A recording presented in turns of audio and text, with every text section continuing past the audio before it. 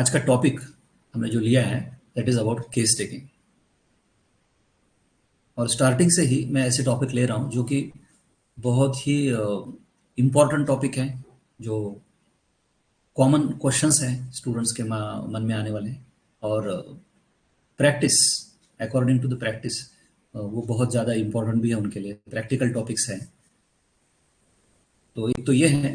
और दूसरा ऐसा है कि अ, ये टॉपिक मुझे एक्सप्लेन करना इसलिए भी अच्छा लगता है क्योंकि मैं उसको अपने 25 ईयर्स के एक्सपीरियंस से मैं आपको एक्सप्लेन कर सकता हूँ। तो that is a main difference कि जो एक फर्स्ट टू फाइनल ईयर तक हम लोग बुक्स में पढ़ते हैं, लेकिन इतने सालों के एक्सपीरियंस के बाद जो मुझे समझ में आया है, और वो जो गैप है, वो जो डिफरेंस है बिटवीन थियरी एंड प्रैक्टिकल, तो मुझे लगा कि वो आपके सामने आके मैं बताऊं, क्योंकि मुझे इस तरह से किसी ने नहीं समझाया था। तो कैसे हम अप्लाई करें केस टेकिंग का जो आंसर, हम फाइनल ईयर तक लिखते तो हैं, लेकिन हमें प्रैक्टिस करनी है। हमको प्रैक्टिस में कुछ अर्न करना है, हमको दो पैसे कमाने हैं उसमें, और पेशेंट को रिजल्ट्स भी देने हैं।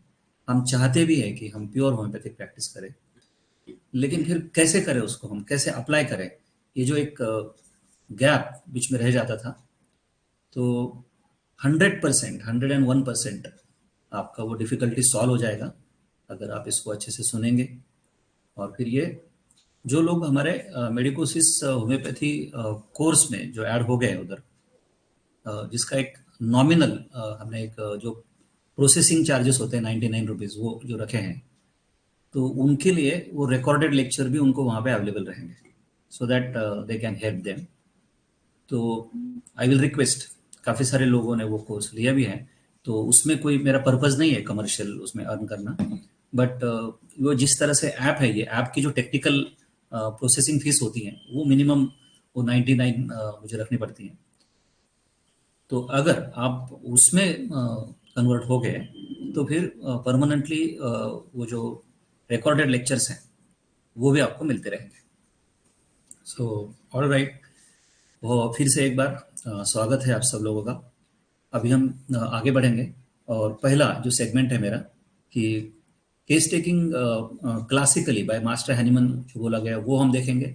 उसके बाद के नेक्स्ट सेगमेंट में मैं आपको बताऊंगा कि एक्चुअली केस टेकिंग में क्या होता है, और वो हम जानने की कोशिश करेंगे through the experiences of our masters, जो ग्रेट पायनियर्स हैं, doctor Hering, doctor Boenninghausen, doctor Kent, doctor Hahnemann, doctor Allen, doctor Boericke, doctor Nash.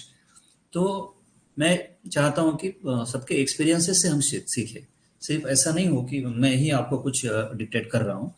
तो वो मास्टर्स के केसेस के एग्जांपल मैंने आपके लिए रखे हैं, जो एक्चुअल उनके केसेस हैं, और फिर किस तरह से केस टेकिंग की जाती है, उसके लिए आप लोगों के लिए मैंने वो फॉर्मेट बनाया है। आप लोगों को मैं वो केस पेपर देने वाला हूँ कि आप उसको एक स्टैंडर्ड ऑपरेटिंग प्रोसेस, एसओपी जो होता है, वो किस तरह से बनाया जाता है, और आप कितना अच्छे से अर्न कर सकते हो। You can charge at least 500 to 600 for one case taking. तो आप डेली केस टेकिंग करके अच्छे से अर्न कर सकते हो।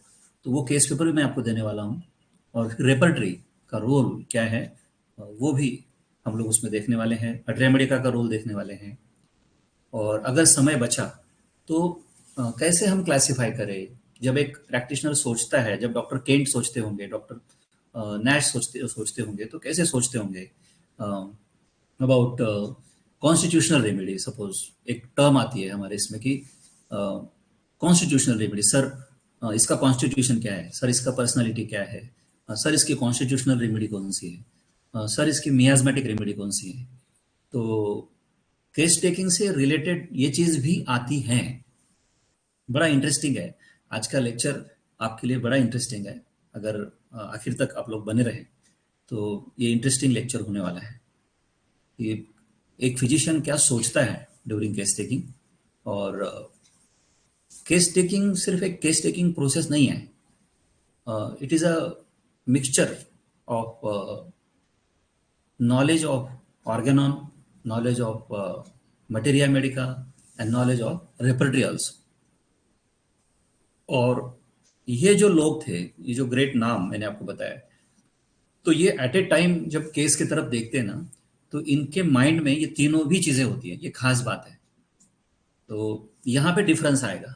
जो मैंने आपसे कहा था ना कि प्रैक्टिकल एप्लीकेशन में क्या गैप है, क्या डिफरेंस है, जो हमको नहीं बताया जाता, वो मैं आपको बता रहा हूँ कि ये जब भी केस टेकिंग करते होंगे doctor Nash, doctor Kent, Hering, Boenninghausen या खुद डॉक्टर हैनीमन, तो ये तो फिक्स आप पकड़ के चलो कि ड्यूरिंग दैट केस टेकिंग उनके माइंड में जो चलता है वो that is about Organon, materia medica and repertory. और ये खास बात है और ये इजी है, बड़ा इंटरेस्टिंग है, इजी है, इसमें कुछ भी डिफिकल्ट नहीं। तो ये सारे सेगमेंट्स मैंने आपको बताया कि मैंने ऐसे सेगमेंट्स में, छोटे छोटे सेगमेंट्स में लेक्चर को डिवाइड किया है। अब second thing, case taking means you are taking something. So how to take the case, मतलब आप समझ रहे हो ना। केस टेकिंग का मतलब ऐसा नहीं है कि आप क्वेश्चन का आंसर लिख रहे हो। केस टेकिंग मीन्स आप कुछ ले रहे हो। अगरबत्ती बाहर लगा, सॉरी। तो केस टेकिंग में सपोज मेरे सामने कोई पर्सन खड़ा है, वो टॉल है, वो स्लेंडर है, वो हाइटेड है और उसने स्पेक्ट पहने हैं, तो ये भी मेरे लिए एक केस टेकिंग है। और मेरे सामने कोई पेशेंट आके बैठता है और उसके फोरहेड के ऊपर बहुत सारे रिंकल्स हैं, तो ये ऑब्जर्वेशन भी मेरे लिए केस टेकिंग है। या फिर कोई पेशेंट मेरे सामने आके बैठा है और वो बहुत टॉकेटिव है सपोज, तो उसको भी लेना, वो भी मेरे लिए केस टेकिंग है। या फिर एक केस मुझे याद है कि जिसमें वो लेडी थोड़ी सी लीन थीन थी और ड्यूरिंग केस टेकिंग अब वहाँ पे हम लोग पानी रखते हैं पीने के लिए, तो कैसे फिर वो उसने पहला ग्लास खत्म किया और फिर 20 मिनट के बाद फिर उसने बोला कि मुझे और थोड़ा पानी मिलेगा क्या, और थोड़ा पानी मिलेगा क्या। और उसके थ्रू कैसे मुझे समझ में आया कि वहां पे थर्स्ट है, तो ये बार बार पानी पी रही है। तो ये ऑब्जर्वेशन था, ये उसने बताया नहीं मुझे। तो केस टेकिंग का एक सिंपल बिगिनिंग, बेसिक प्रिंसिपल मैंने आपको बताया कि everything which we are observing from patient, that is case taking. और वो छोटा सा सिम्टम जिसमें थर्स्ट मुझे दिखी और बाद में मुझे वो जो क्लू मिला और उससे मैं सोचते गया, तो मुझे आगे सब पता चला कि अरे ये तो आर्सेनिक पेशेंट है and she was suffering from asthma from last 15 years।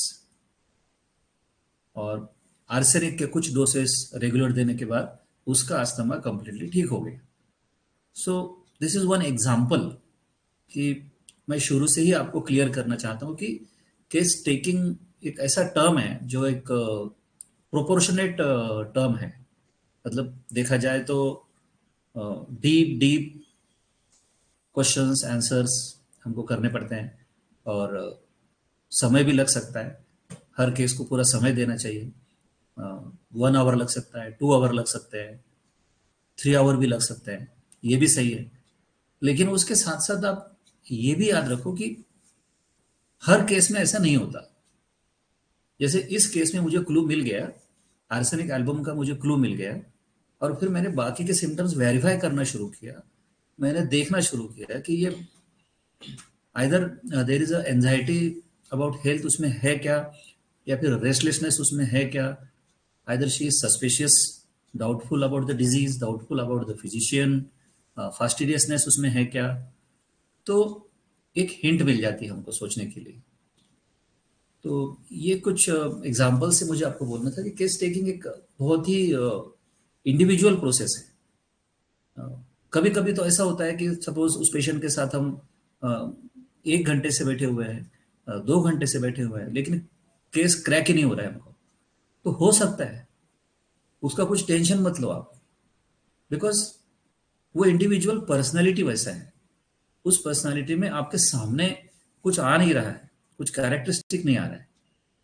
तो जस्ट कीप योर माइंड काम and cool and think rationally. तो जैसे जैसे हम आगे बढ़ेंगे तो आपको पता चलेगा कि केस टेकिंग में मुझे क्या क्या आपको मैसेज देना है। तो अपने को फाइल ओपन करना है।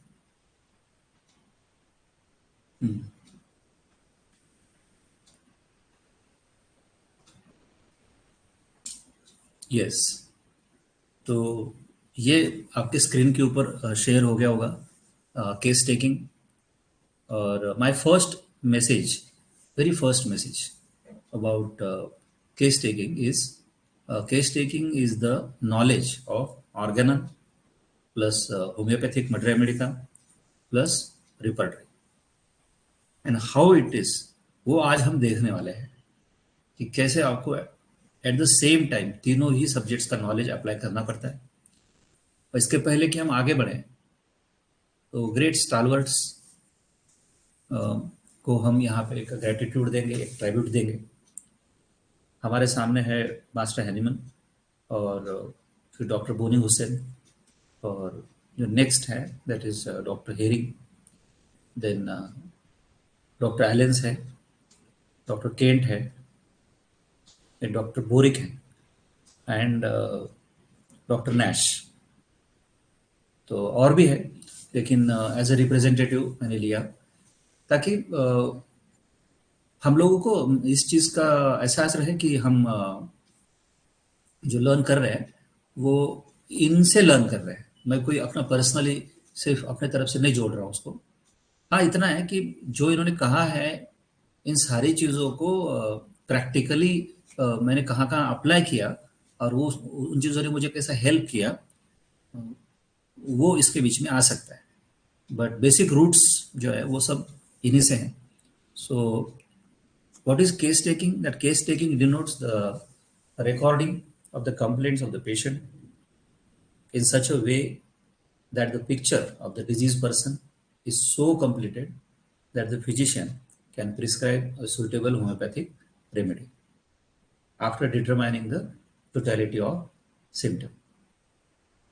तो अगर केस टेकिंग का डेफिनेशन हम लोग देखे जाए तो केस टेकिंग वो चीज़ है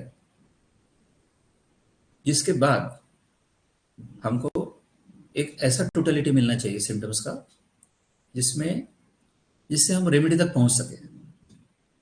सो अगर आप सिर्फ क्वेश्चन आंसर्स लिख रहे हो और उसमें कोई पेक्युलर कैरेक्टरिस्टिक सिम्टम नहीं मिला और कोई रेमेडी की हिंट आपको नहीं मिल रही है, तो फिर वो केस टेकिंग कंप्लीट नहीं है। तो फिर इसके लिए मैंने सोचा कि जो ओरिजिनल वर्ड्स हैं मास्टर हैनीमन के, उनका जो उनके जो कोट्स हैं, उन्होंने जो कहा है वो देखा जाए तो एफोरिज्म नंबर 71 में जो उन्होंने कहा है कि the operation of curing is comprised in 3 points. तो अगर आप लिख रहे हो तो इसके लिए मैं थोड़ा सा स्लो चल रहा हूँ आपके साथ। 3 मेन पॉइंट्स आपको याद रखने हैं पेशेंट को क्योर करने के लिए। The first point is case taking, और वो 3 पॉइंट्स में से फर्स्ट पॉइंट ही उन्होंने केस टेकिंग कहा है। और केस टेकिंग के लिए उनके वर्ड्स में उन्होंने कहा है how the physician is to ascertain what is necessary to be known in order to cure the case. This is his language. And if you try to understand this, how the physician is to ascertain what is necessary to be known in order to cure the disease. That means case taking. To cure the disease, you must know that which are the symptoms, the characteristic symptoms that you are going to match with the remedy. और उनका second point था एपरोजन number 71 में, how is he is to gain a knowledge of the instruments adopted for the cure of the natural disease. Knowledge of instruments means medicines, materia medica, homeopathic materia medica, that is pathogenetic power of medicine. वो clearly उन्होंने mention किया है कि with the knowledge of case taking, that case taking, जैसे मैंने अभी आपको example बताया, तो उस एग्जांपल में हमने देखा कि आर्सेनिकम एल्बम, तो वो मेरे लिए केस टेकिंग था, वो ऑब्जर्वेशन मेरे लिए केस टेकिंग था, उसका पानी पीना वो केस टेकिंग था, थर्स्ट को समझना मेरे लिए केस टेकिंग था। लेकिन थर्स्ट को समझने के बाद होम्योपैथिक materia medica में कौन सी रेमेडी है जिसमें इस टाइप का थर्स्ट है, इस टाइप का रेस्टलेसनेस है, इस टाइप का एंजाइटी अबाउट हेल्थ है, वो उसके लिए मुझे वो होम्योपैथिक materia medica का नॉलेज होना भी जरूरी है। और third thing, what is the most suitable method of employing this artificial morbific agents.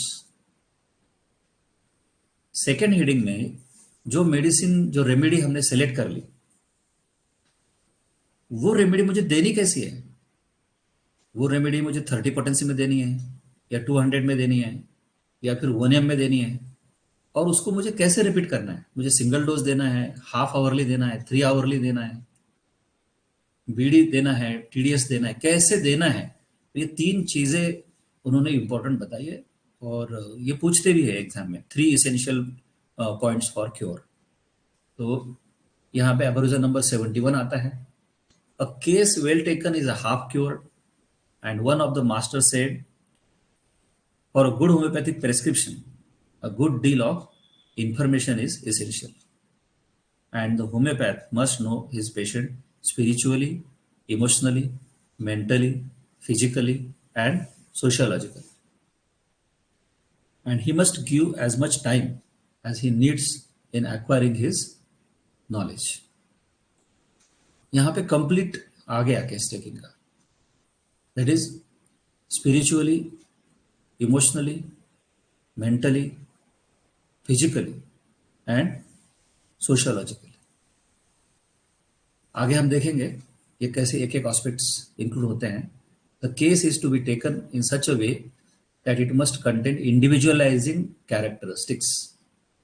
The homoeopathic physician may think that he has his case written very well, but he may have page after page of symptoms.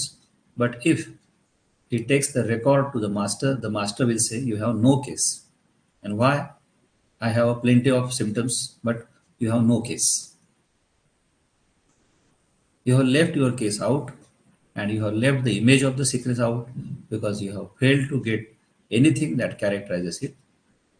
And you have plenty of symptoms, but have not any characteristic symptom.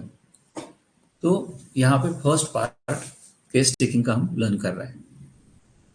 That suppose उसी case में मैं आपको बताऊँ तो patient मेरे सामने बैठा हुआ है और पैथोलॉजिकली देखे तो it is a case of asthma and sneezing and rhinitis and discharges through the nose. तो ये सब लिखा आपने, पेशेंट को सर्दी है, पेशेंट को अस्थमा है, पेशेंट को स्नीजिंग है, पेशेंट के नोज से डिस्चार्जेस है, ये लिखा आपने।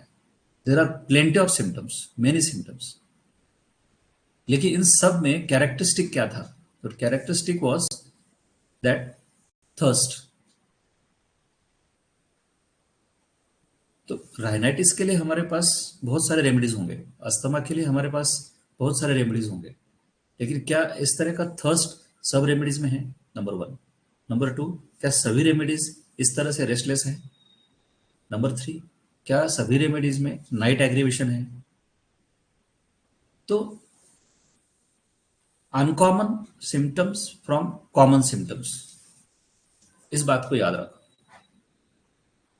We have to choose, we have to work out, we have to take out uncommon from common symptoms. जो भी पेशेंट मेरे सामने है उसमें से पेक्यूलियर कैरेक्टरिस्टिक सिम्टम मुझे चाहिए।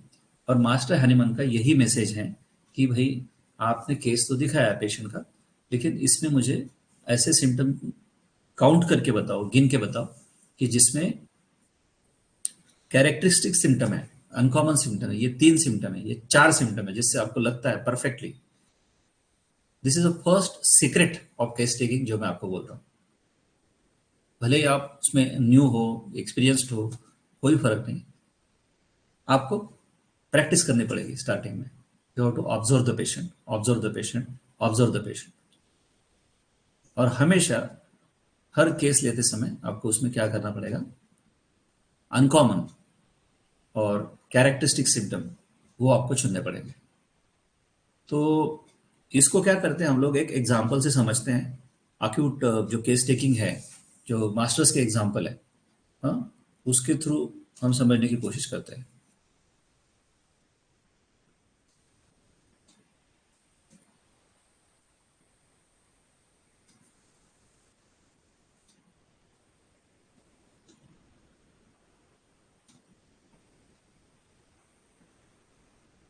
ये जो दूसरा स्क्रीन आपके साथ मैंने शेयर किया, या द ग्रेट डॉक्टर जॉर्ज विथोलकास, उनकी केस से हम समझने की कोशिश करते हैं, so that you can understand my message clearly.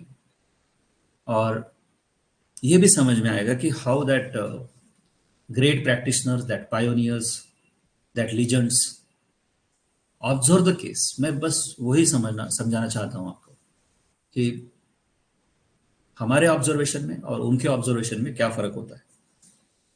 सो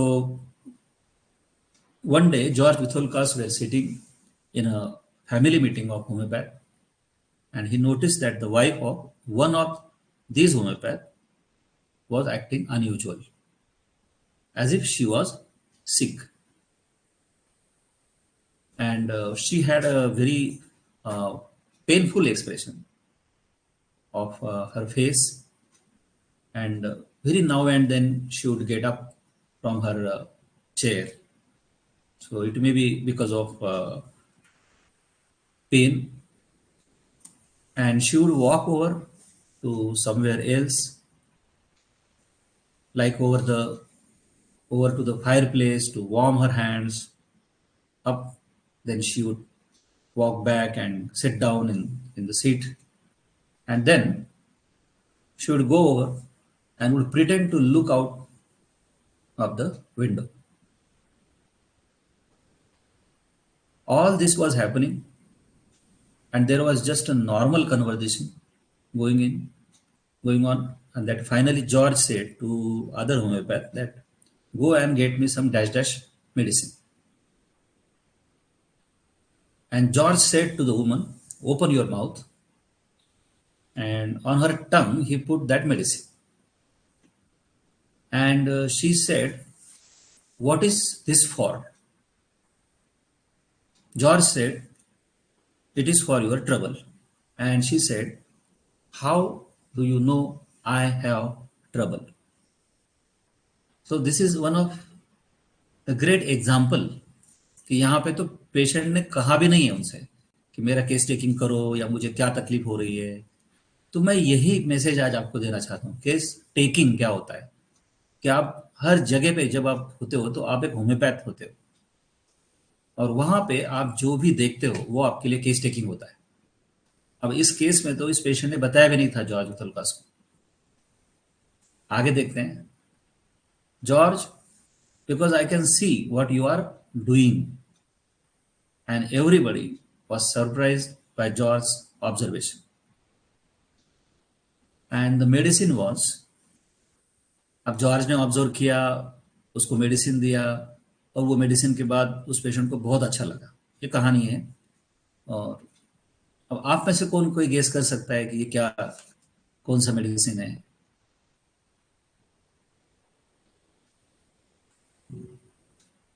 ये,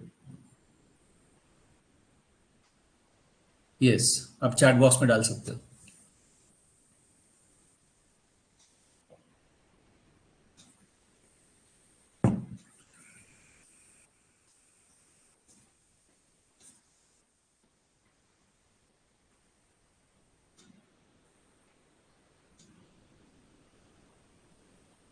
नो आइडिया?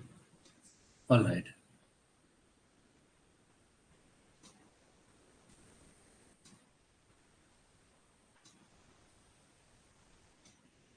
तो the medicine was colocynth.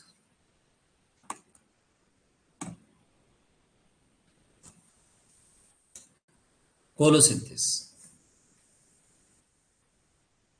Colosynthesis is the main remedy with abdominal pain, where they have to double up, and also they want to put pressure on the abdomen, and better by bending forward. And the other point is that the patient is very restless during pain. So the patient was going over to warm to her hands at the fire, to look out of the window due to restlessness, as well as that action relieves her by bending forward. And she explained to George the abdominal pain is just because when she was away from home and she get constipated and can't go to the toilet. After 3 or 4 minutes, she suddenly jumped out the chair and quickly went into the bathroom. And pretty soon she come out of the bathroom and just broke into this smile like such relief. And this is the way the legends observes each case.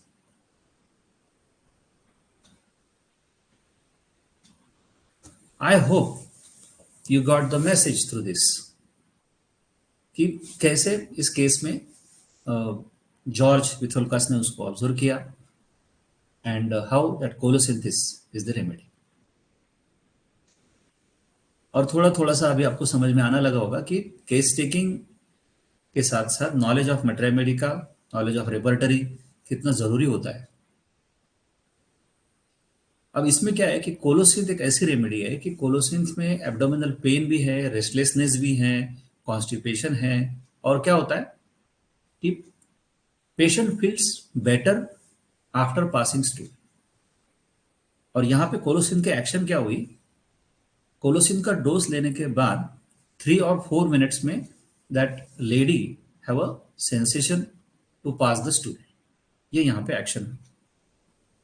और फिर वो stool pass होने के बाद उसको अच्छा लगा और बेटर फील हुआ. तो ये भी केस टेकिंग है.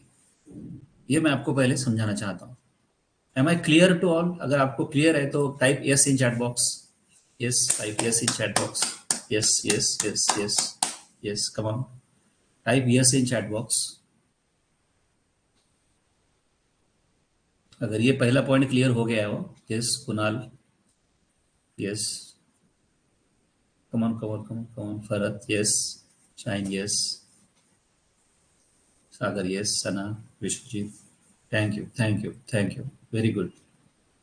बिकॉज हमारा पर्पज ही है कि हमको बहुत इजी लैंग्वेज में ये सब समझना है कि आप कहाँ पे क्या ऑब्जर्व कर रहे हो. Yes, thank you Prateek, thank you Amin, thank you Shakib, thank you Aishwarya. अब हम आगे बढ़ते हैं.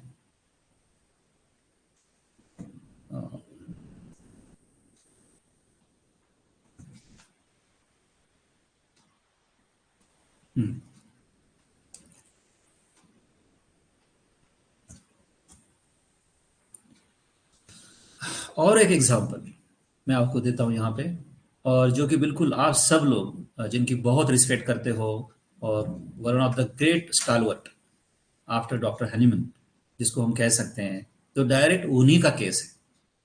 और यही यही मेरा एफर्ट है, प्रयत्न है इस ऐसे सेमिनार्स में कि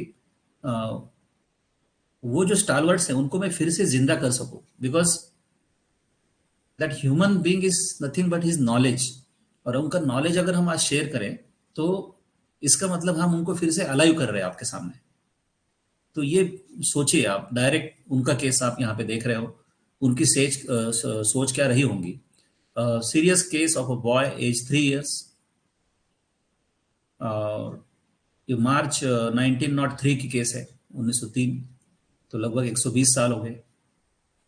physical appearance of child is good and Fairlie developed.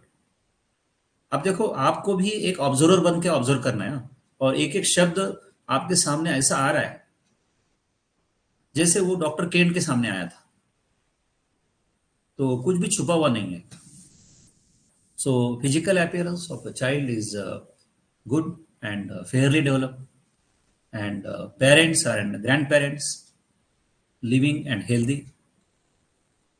Patient has been fed on artificial milk.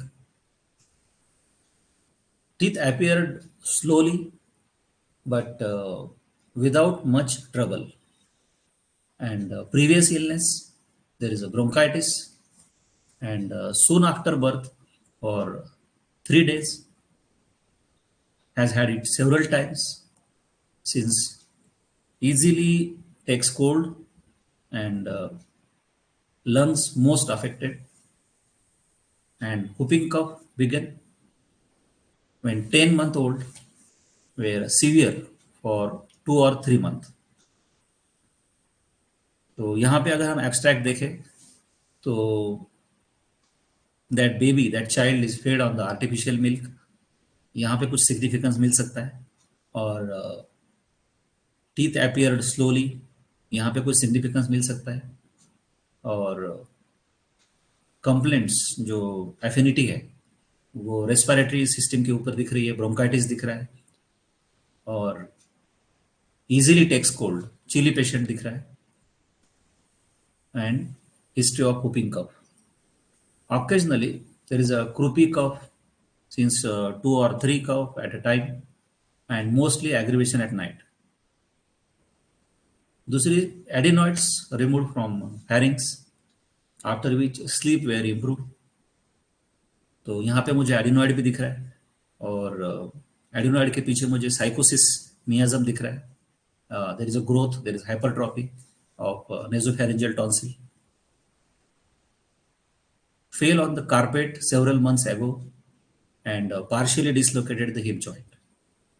At times, since that has been pain in the knee of the affected side. And coryza 5 or 6 weeks ago. Nose is obstructed, restless during sleep, tired and sleepy, frequently grinding teeth in sleep, and was better and worse again.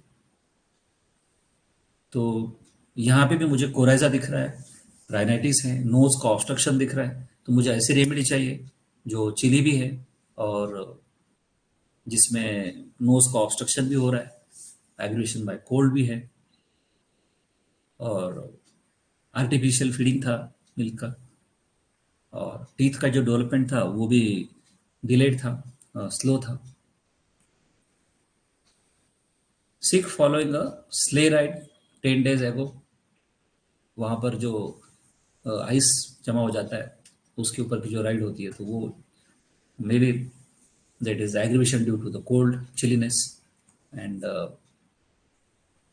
Fever 101, 102, और जो pulse है that is 130.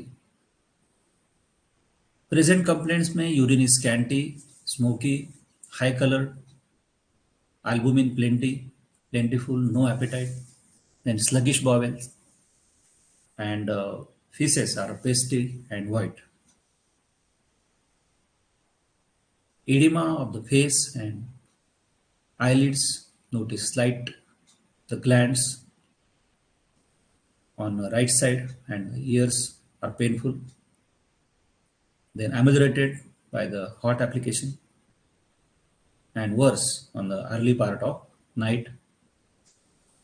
The child is shy in nature and avoids new people, and fears entering an elevator or strange toilet room since his sickness,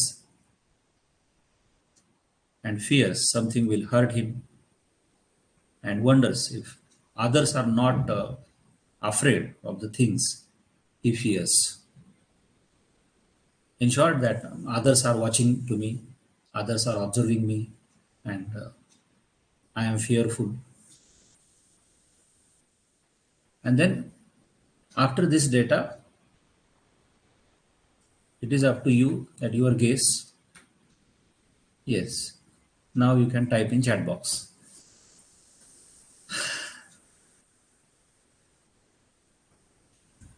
Shreya, Aishwarya, Amin, Prateek, Vishwajeet.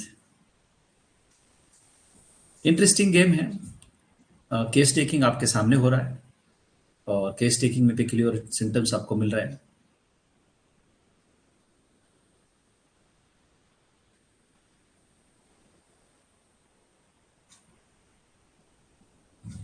बरीटा carb एक option Bharat madam ने दिया है। Sonali madam ने Bareta car option दिया है।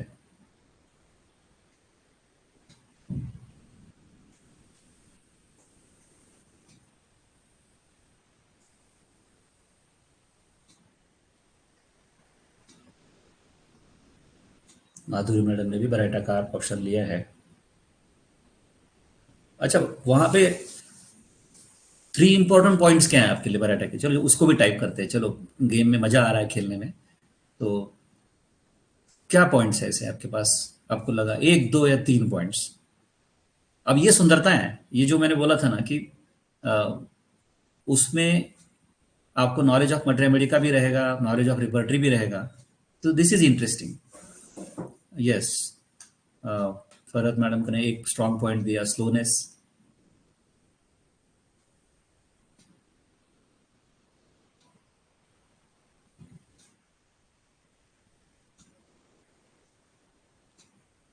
Fear of stranger, very good. अच्छा, मैं दूसरे तरीके से बाकी लोगों को और क्वेश्चन पूछना चाहता हूँ। ठीक है, मान लिया कि सपोज आपको अभी वो रेमेडी का मेट्रेमेडी का सामने नहीं भी आ रहा है, तो भी अगर आप इसमें से कैरेक्टरिस्टिक चुनते तो क्या चुनते? सपोज आपको जाना है रिपर्टरी के पास, या फिर आपको देखना है रेमेडी। हाँ, सपोज नहीं पता है रेमेडी आपको, कोई प्रॉब्लम नहीं, लेकिन कम से कम इतना तो बताओ कि फिर उसमें से क्या पिक्यूलियर आप चुनते? 3 पॉइंट्स है ना, पहली स्टेप तो वो है, वो चुनते आना चाहिए, वो सेलेक्ट करते आना चाहिए। Yes, very good, very good. हाँ, this is a good process. Aishwarya ने कहा टेक्स कोल्ड इजीली, उसके पहले फरहत ने एडिनोइड भी कहा, वेरी गुड। वहाँ पे साइकोसिस मियाजम भी आया। फिर हाँ, फरहत मैडम ने कहा मैं यहाँ पे थर्मल्स देखूंगी और रेस्पिरेटरी सिस्टम की तरफ जाऊंगी, करेक्ट, वेरी गुड। बाकी लोग को क्या क्या दिख रहा है? बस यही है केस टेकिंग, कि हाउ यू टेक इट। मैं बोल रहा हूँ इट्स वेरी इंटरेस्टिंग, आप कैसे लेते हो उसको। अब इन्होंने ऐसा, ऐश्वर्या मैडम ने ऐसा लिया, भरत मैडम ने ऐसा लिया, आप कैसे ले रहे हो उसको? That is a observation of homeopath.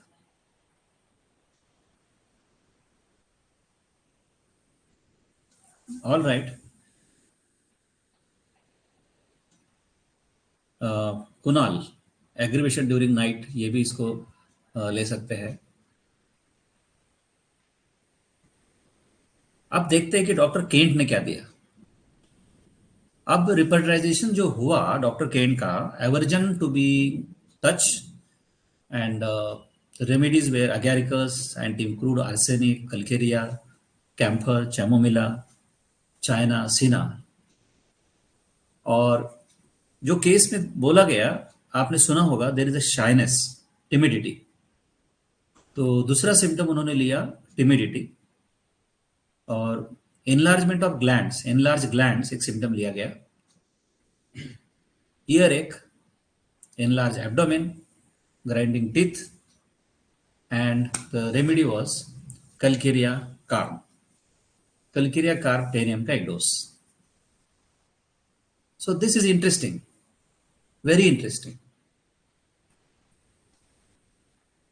We are seeing that how he took a case, number one. Number two, which are those symptoms they are selected as a rubrics, and then prescribed Calcarea carp. तो enlarged abdomen, grinding teeth, enlarged glands में कलकिरिया है, timidity में कलकिरिया। अच्छा, हमको कलकिरिया यहाँ पे कहाँ कहाँ क्रैक होना चाहिए था?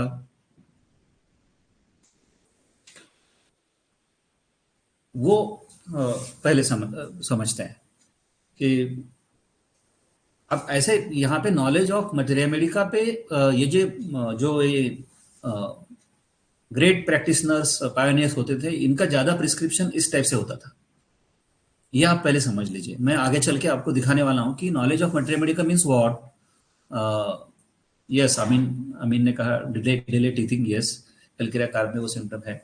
तो मैं क्या कह रहा था आपको कि नॉलेज ऑफ मटेरियल मेडिका, और आगे चल के आगे के जो सेशंस रहेंगे उसमें मैं आपको बहुत इजीली हम लोग डिफरेंशिएट करने वाले हैं। मैंने इसके लिए इसको बहुत इजी बनाया है कि हाउ टू जूम इन। अब इस केस को अगर हम डिकोड करें, लर्निंग करें इस केस से, तो मुझे मेरे सामने एक ऐसा बेबी आ रहा है कि एक तो वो स्लो है, उसके माइलस्टोन कहीं ना कहीं स्लो है, उसका टीथिंग स्लो है, तो कहीं ना कहीं उसमें कैल्शियम डिफिशियंसी है, ये एक खास करके सामने आ रहा है। और दूसरा आर्टिफिशियल फीडिंग जो मिल्क का है वो सामने आ रहा है। तीसरी सबसे इंपॉर्टेंट चीज जो भी आ रही है इसके बारे में, that is chilliness, sensitive to cold. अब हम सपोज इतना ही लेते हैं, बोलने के लिए तो काफी सारी चीजें बोल सकता हूं मैं उसमें, लेकिन जैसे जैसे आप इन चीजों को कलेक्ट करते जाओगे वैसे वैसे क्या होगा कि आपका जो जूम इन है, जो जीरो इन बोलते हैं, वो लिमिटेड लिमिटेड लिमिटेड रेमेडीज होते जाएंगे। और मैं आगे चल के आपको दिखाने वाला हूं कि केस टेकिंग का सीक्रेट क्या है।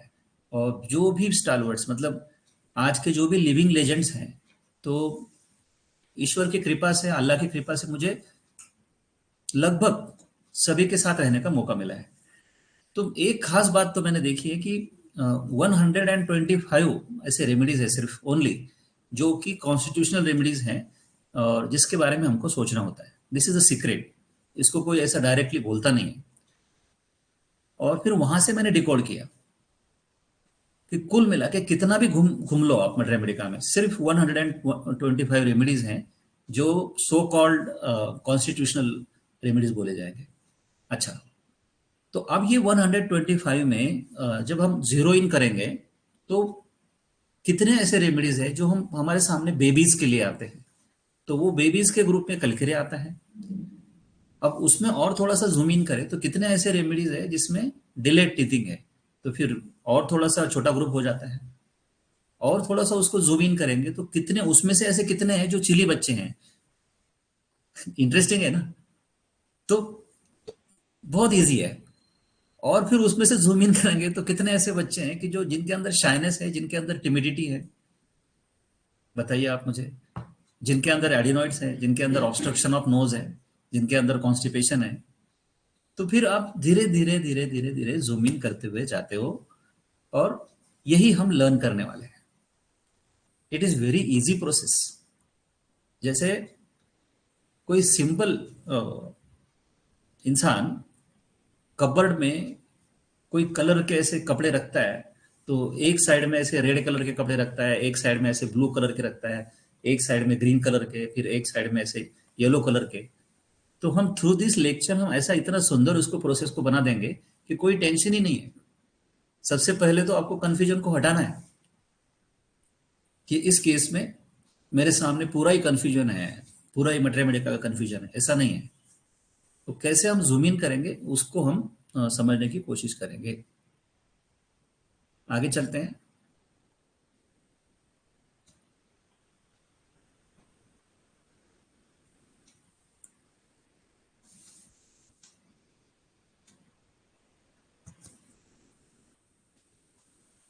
The subsequent reports entered on this record reveal that the remedy was equal to the demands, and it altered the child in every characteristic, restoring order and nutrition.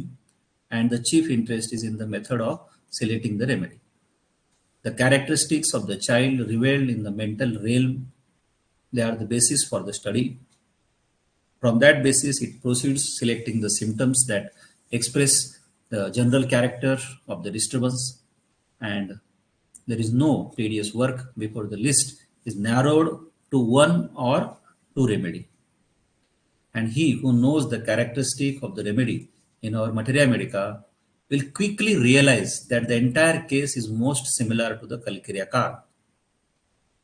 Subsequent treatment, of course, included the use of this remedy in a series of potencies as improvement progressed under its influence. Now, a case of headache ये तीसरा example लेते हैं, फिर हम आगे बढ़ेंगे। Last year one of my patient insisted me to give acute medicine for headache of his mother, 45 years old, and without a detailed case taking. And I asked him about her headache, and he told that headache since 2 years, and headache daily at the evening. There is aggravation at the evening, and headache starts from 5 to 10 p.m. and sometimes there is acidity. This was the data available. Now, can you think about the remedy? First of all, tell me what is the possible symptoms, characteristic symptoms here. उससे क्या होगा, थोड़ा सा activity फिर आपके side से भी होता रहेगा, तो आपको भी बोर नहीं होगा और आप भी अलर्ट रहेंगे।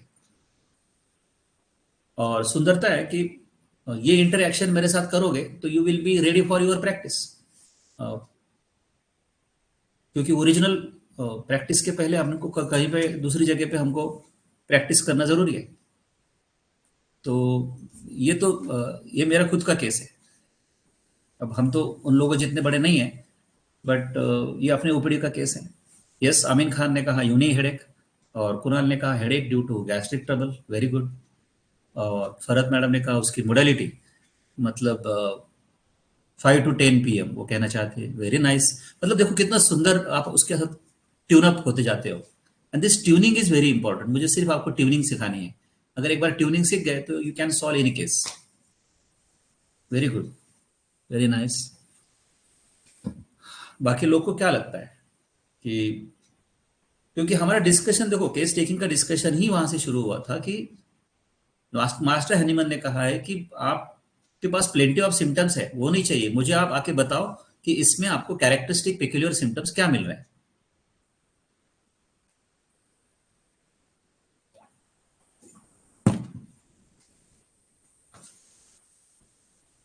ऑल राइट, सो ये तीनों ने अच्छा गेस किया। अब इसमें से कुछ माइंड में आ रहा है क्या, वो सोचो अभी।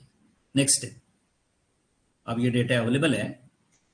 अब यहाँ पे ना वो जो पिक्यूलियर जो मेन रेमेडीज है ना आपके, उसको याद करो। मैं आपको सीक्रेट बताऊं क्या, कि जो फर्स्ट टू फाइनल आपको जो पॉलीक्रिस्ट दिए जाते हैं ना, उसमें ही आपके 90% प्रिस्क्रिप्शन होता है।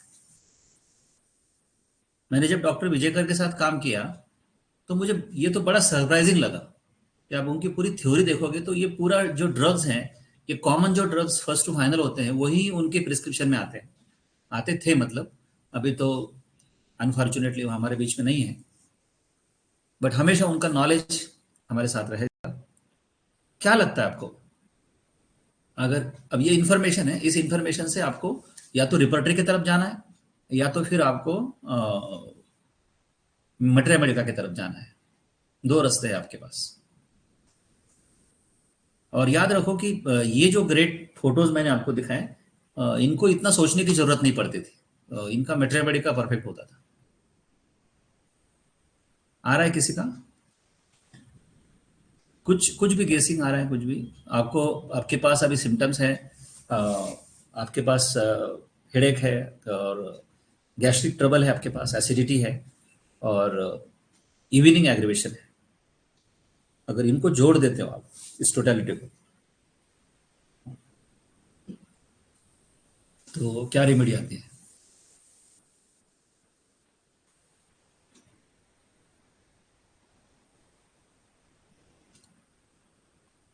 नहीं? All right. So I prescribed Pulsatilla 200, 7 doses, and headache never returned till date. ये जो केस था, ये क्रोनिक हेडेक का केस था। अब ऐसा भी होता है, ये देखना आप यहाँ पे क्या होता है कि आपको केस टेकिंग करने के लिए टाइम भी नहीं मिला और इतने कम सिम्टम्स थे, लेकिन उसमें इतना अच्छा सिम्टम आपको मिल गया और उसके बेसिस पे आपने प्रिस्क्राइब किया। अब क्यों पल्साटिला आपके माइंड में नहीं आया, सोचने वाली बात है। अब ये तो कोई रेयर रेमेडी नहीं थी, और बहुत अपने कॉमन रेमेडीज में से हैं। और अभी आप अगर मेट का निकाल के देख लो तो पल्साटिला में ये दोनों तीनों सिम्टम्स आपको मिलेंगे। कि मैंने आपसे कहा था कि 45 ईयर की फीमेल, तो फीमेल केस है एक तो, और गैस्ट्रिक हेडेक है। आप जाके उसका जीआई ट्रैक्ट पढ़ो, एसिडिटी पढ़ो, और पर्टिकुलरली इवनिंग एग्रीवेशन है। तो इस तरह से हम लोग सोचते हैं कॉजेशन में, अक्यूट और क्रोनिक, राइट और लेफ्ट, और फ्रंटल हेडेक, देन मॉर्निंग और आफ्टरनून और इवनिंग और नाइट, ड्यू टू रेस्ट और exertion, due to heat or cold, sitting or lying down or standing position। अब यहाँ पे ना एक मिनट, हाँ,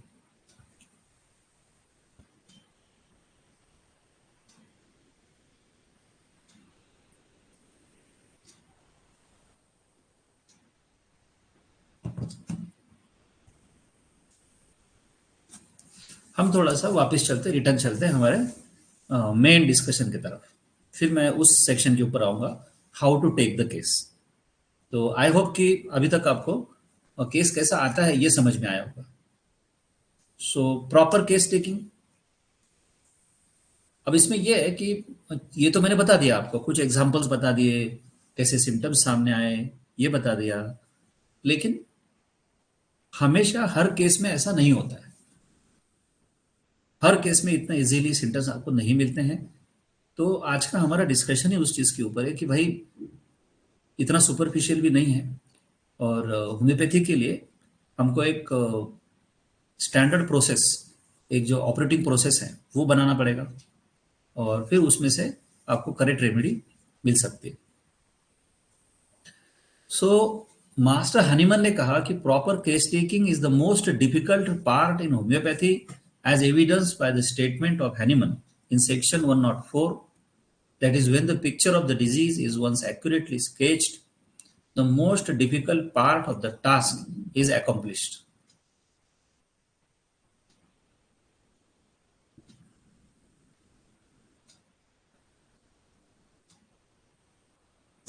क्या मतलब है इसका? इसके लिए मैंने कुछ आपको पहले प्रैक्टिकल केसेस दिखाए। मतलब हर केस में मास्टर हनीमन क्या चाहते हैं कि आपके और पेशेंट के बीच में जो भी कन्वर्जेशन होता है उसके बाद इमेजिन करो कि मास्टर हनीमन यहां बैठे हुए हैं आपके साथ। तो आप एबल होने चाहिए कि मुझे कुछ कैरेक्टरिस्टिक सिम्टम मेरे सामने आप लेके आए, that is the correct picture of the disease. आप बोलेंगे थोड़ा सा समझाओ सर इसको, क्या फर्क है? फर्क ऐसा है कि ये जो कॉमनली बच्चे गलती करते हैं या इंटर्नशिप में गलती करते हैं कि कैरेक्टरिस्टिक सिम्टम को आउटलाइन कैसे करना वो नहीं पता होता है, और फिर बहुत ज्यादा खिचड़ी हो जाती है उसके अंदर। जैसे पेशेंट का नाम लिख दिया, डिजीज क्या तकलीफ है आपको, ऐसा ऐसे ऐसी तकलीफ है, ये है, अच्छा मुझे सर्दी है, ऐसा है वैसा है, बहुत सारा वो जो उनके जो प्रिंटेड केस पेपर्स रहते हैं वो सब उसमें डेटा भर देते हैं वो। लेकिन उसमें से रियली कौन सा अनकॉमन सिम्टम है? अब देखो, सिर्फ सर्दी के लिए तो आप प्रिस्क्राइब नहीं कर सकते ना। अब उस सर्दी में मुझे कुछ अनकॉमन पेक्यूलियर कैरेक्टरिस्टिक चाहिए जिसको आप कंसिडर करके प्रिस्क्राइब करने वाले हो। तो उसमें क्या है ना कि आपको एक बिल्कुल सीआईडी की तरह, एक पुलिस की तरह आपको उस केस में इन्वेस्टिगेट करना पड़ेगा, ऑब्जर्व भी करना पड़ेगा।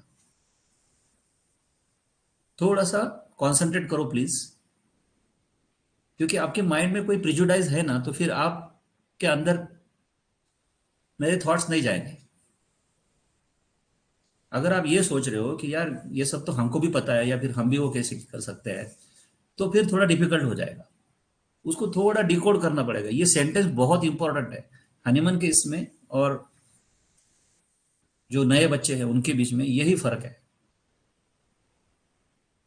और इसके लिए एग्जाम्पल आपको इमेजिन करना पड़ेगा उसी एक कोई सीआईडी ऑफिसर का कोई एक अच्छा जो एक पुलिस ऑफिसर होता है, वो जाके जब केस की इन्वेस्टिगेशन करता है, आप पिक्चर में देखते होंगे, तब उसको कैसे क्लू मिलता है।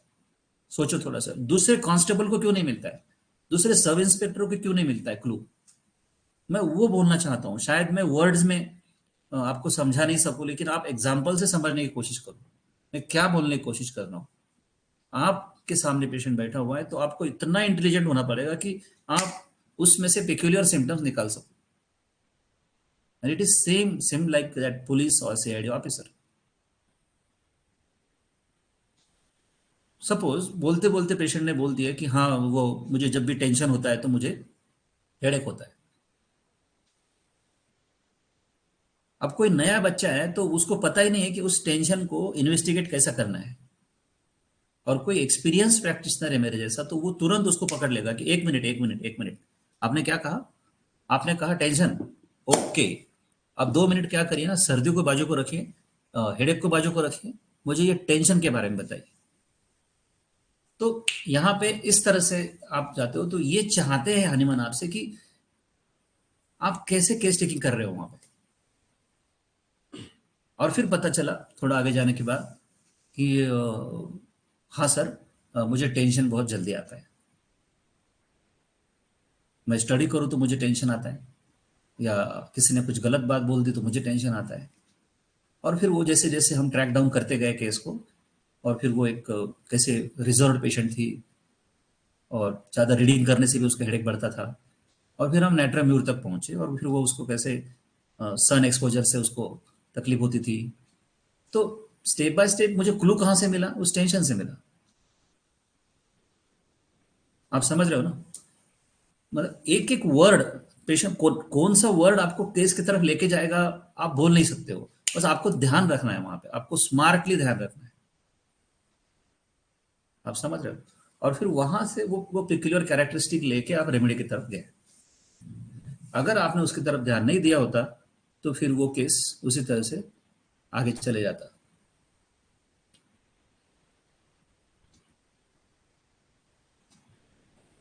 आगे बढ़ते हैं। हाँ, तो आई थिंक अभी जस्ट जस्ट हम 11 o'clock तक पहुंचे हैं, तो हर 10 मिनट में कुछ इंपॉर्टेंट डिस्टिंक्शन देने की कोशिश करता हूँ। तो लास्ट 10 मिनट का इंपॉर्टेंट डिस्टिंक्शन था, सर ने जो बड़ा सीरियसली समझाने की कोशिश की कि देखो भाई, आपको बहुत कॉन्सेंट्रेट होके केस लेना होगा, एक एक शब्द से पिकुलरिटी की तरफ जाना होगा। और वहां पे मास्टर का ये सेंटेंस याद रखना पड़ेगा, when the picture of the disease is once accurately sketched, the most difficult part of the task is accomplished. Actually उन्होंने बोला है कि अगर वो मिल जाए तो फिर रेमेडी ढूंढने में कोई आपको ज्यादा तकलीफ नहीं हो सकती। Are you with me? If you are with me, please type yes yes in chat box.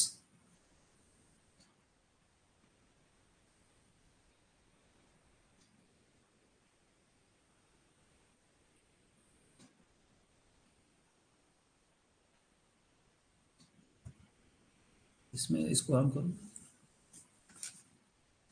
Hmm.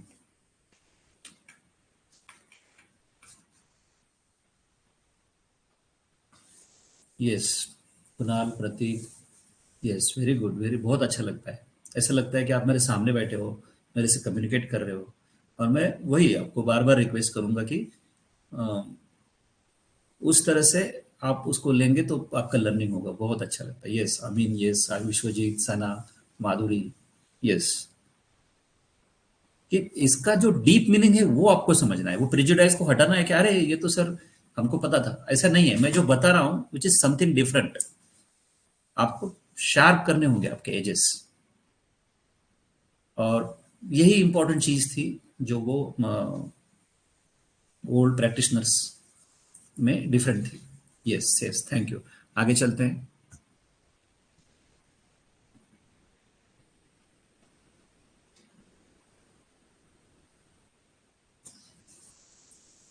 So objects of case taking में our first object should be individualisation of the patient, ये सबको पता है, तो इसके ऊपर मैं ज्यादा समय नहीं दूंगा। Find out the characteristic symptom of the patient, मैं बार बार आपको बोलूंगा। इसके बाद जब भी कभी आप मुझसे मिलो या कोई केस मुझे सेंड करो, तो I want the characteristic symptom of the patient, the characteristic symptom of the patient, the characteristic symptom of the patient, that a definite individualistic picture of the ills of the patient can be formed. ये Hahnemann ने कहा, लेकिन यहां अपनी language में इसको आपको क्या समझना है? Definite individualistic picture of the patient, that ills means that sickness, उनकी वो लैंग्वेज है। लेकिन ये जो पेशेंट मेरे सामने बैठा है, जैसे मैंने आपको आर्सेनिक का एग्जाम्पल दिया, फिर उसके बाद विथोल्कास का कोलोसिन का एग्जाम्पल मैंने आपको दिया, फिर उसके बाद केंट का कल्किरिया का एग्जाम्पल मैंने आपको दिया, और एक एग्जाम्पल मैं आपको देता हूं, उससे भी आपको समझ में आ सकता है। Individualistic picture of the disease, what is individualistic picture of the disease?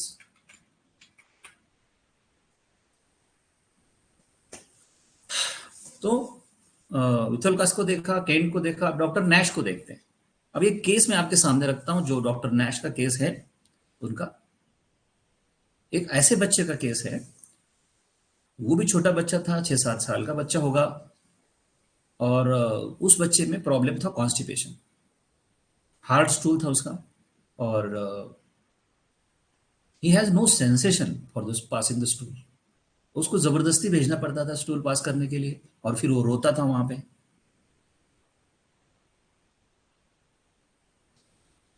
और फिर जब 1-2 बार नैश ने उसको एग्जामिन किया, तो उनको भी रेमेडी क्रैक नहीं हुई।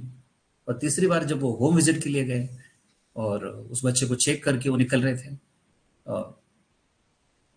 तो बाद में उन्होंने देखा कि उसका जो बेड है, वो बेड पे कुछ पार्ट ऑफ स्टूल उनको दिखा। और फिर उन्होंने उसकी माँ से पूछा कि ये क्या इस तरह से स्टूल पास करते हैं? तो उसकी माँ ने कहा हाँ, उसको पता ही नहीं चलता, जैसे किसी को बेड वेटिंग होता है, जो इनवॉलेंट्री यूरिनेशन होता है, तो उस तरह से इसको स्टूल पास हो जाती है। बस। अब ये जो इंफॉर्मेशन था, ये यहाँ पे इंडिविजुअलिस्टिक क्या है, इसमें कैरेक्टरिस्टिक क्या है, एक मुझे आपको वो बताना है, और दूसरा फिर रेमेडी आपको बतानी है।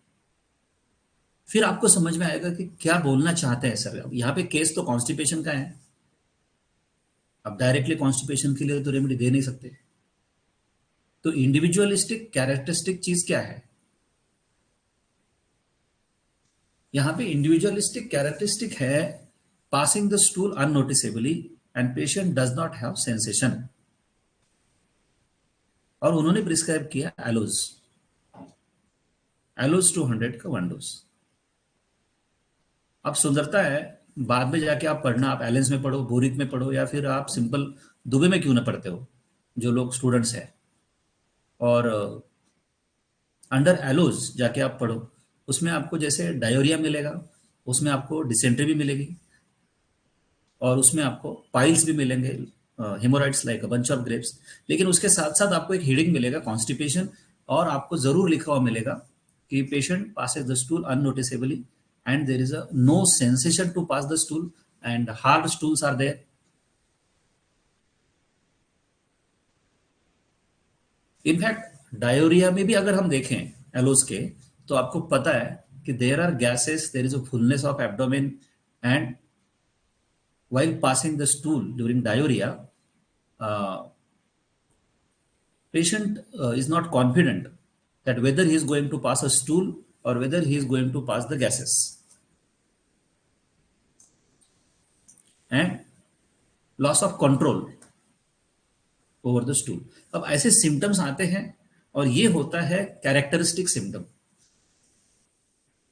Are you with me? Yes, yes, no, yes. कहाँ गए सब लोग, सो गए क्या? Yes, yes, thank you Bharat. बहुत बहुत खास डिस्कशन हम लोग कर रहे हैं, क्योंकि इसके थ्रू आपको एक पूरा पैटर्न पता चल रहा है। This is not a individual case, but इससे एक पूरा पैटर्न पता चल रहा है कि हमको क्या ढूंढना है केस में। Yes Prateek, thank you. Yes Shreya, thank you. Thank you Shivani, yes. अब आगे चलते हैं। Thank you, yes Aishwarya, thank you.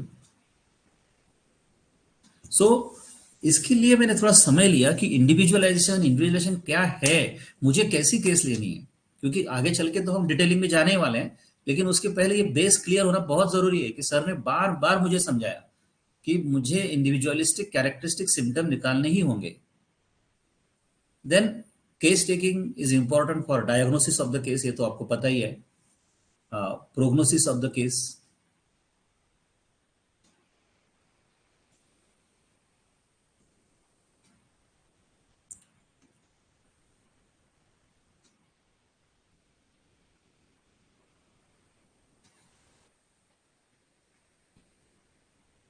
हाँ, केस टेकिंग के कुछ इंपॉर्टेंट रूल्स मैं आपको बोल दूं कि physician should have advised the patient at the beginning of the examination to speak slowly so that he may take down in writing the important part of what the speakers have. Then छोटी छोटी चीज़ें आपको पता है, but important चीज़ यही बोलूँगा कि the first step जैसे मैं फॉलो करता हूँ कि ड्यूरिंग केस टेकिंग आपको पेशेंट को कहना है कि यस आप बताइए पहले आपको क्या क्या तकलीफ होती है, वो आप बताइए।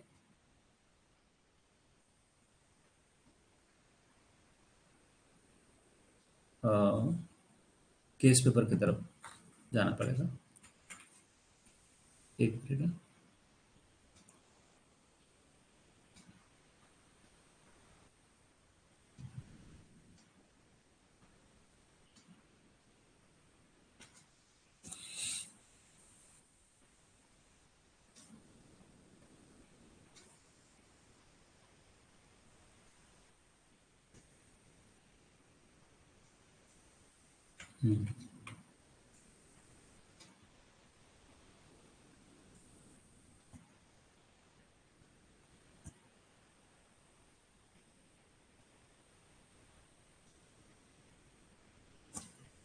तो यहाँ से डायरेक्टली फिर हम यहाँ पे आए। ड्यूरिंग केस टेकिंग मैंने आपसे कहा कि पहला रूल क्या है कि पेशेंट को हम पूछते हैं कि ठीक है आप आराम से मुझे बताया कि आपको क्या क्या तकलीफ होती है। और सपोज पेशेंट ने बोलना शुरू किया कि नंबर वन तो मुझे मुझे हेडेक है डॉक्टर, मुझे 1 साल से 2 साल से हेडेक है। वो जो भी एक्सप्लेन करेगा उसको करने दो। आपको सिर्फ इतना पूछना है कि और बताइए और क्या क्या तकलीफ है। फिर वो बोलेगा कि मुझे स्टमक प्रॉब्लम है, मुझे एसिडिटी है, मुझे वोमिटिंग है, मुझे फ्लैचुलेंस है। तो उस समय आपने क्या किया, हेडेक जो है वो हेडेक यहाँ पे चीफ कंप्लेंट नंबर 1 आपके स्क्रीन पे अगर आपको दिख रहा होगा तो उसमें लिख दिया। और फिर आप आगे चले गए और चीफ कंप्लेंट नंबर 2 में एसिडिटी, इंडाइजेशन, डिस्पेप्सिया वो आपने लिखा। फिर उसने कहा कि मुझे एमिनोरिया है, मुझे डिलेड मेंसेस है, तो वो नंबर 3 में आया। और फिर उसने बताया कि मुझे जॉइंट पेन भी है और मुझे पाइल्स भी है, हिमोराइड्स भी है। ध्यान दो हाँ थोड़ा सा। तो this is how to sketch the case. मैं दोनों चीजें साथ में लेके चल रहा हूँ। एक तरफ एक विंडो जो मैंने ओपन करके रखा हुआ है, जो मास्टर हैनीमन ने क्या बताया केस टेकिंग में जो हम लर्न करते हैं वो बोल रहा हूँ। इंडिविजुअलाइजेशन, कैरेक्टरिस्टिक सिम्टम की हमने बात की। और दूसरी तरफ जो उन्होंने कहा, मैंने कह रहा हूं जो उन्होंने कहा कि let the patient to talk and don't ask the leading question और एडवांस क्वेश्चन। तो उसके लिए फिर उसका प्रैक्टिकल एप्लीकेशन हमने कैसा ढूंढा, ये हमने इस तरह से ढूंढा। तो इसमें क्या हुआ कि अभी तक पेशेंट ने आपको कहा कि भाई मुझे ये तकलीफ है। तो सबसे पहला काम मैंने बोला ना, स्टैंडर्ड ऑपरेटिंग प्रोसेस होता है हर चीज का। तो सबसे पहला काम उसमें क्या करना है आपको, उसको डिफरेंशिएट करके लिखना है, नंबर 1 2 3 4 5। और फिर आपको क्या करना है, जब उसका फिनिश हो जाता है तो फिर नंबर 1 पे आपको आना है।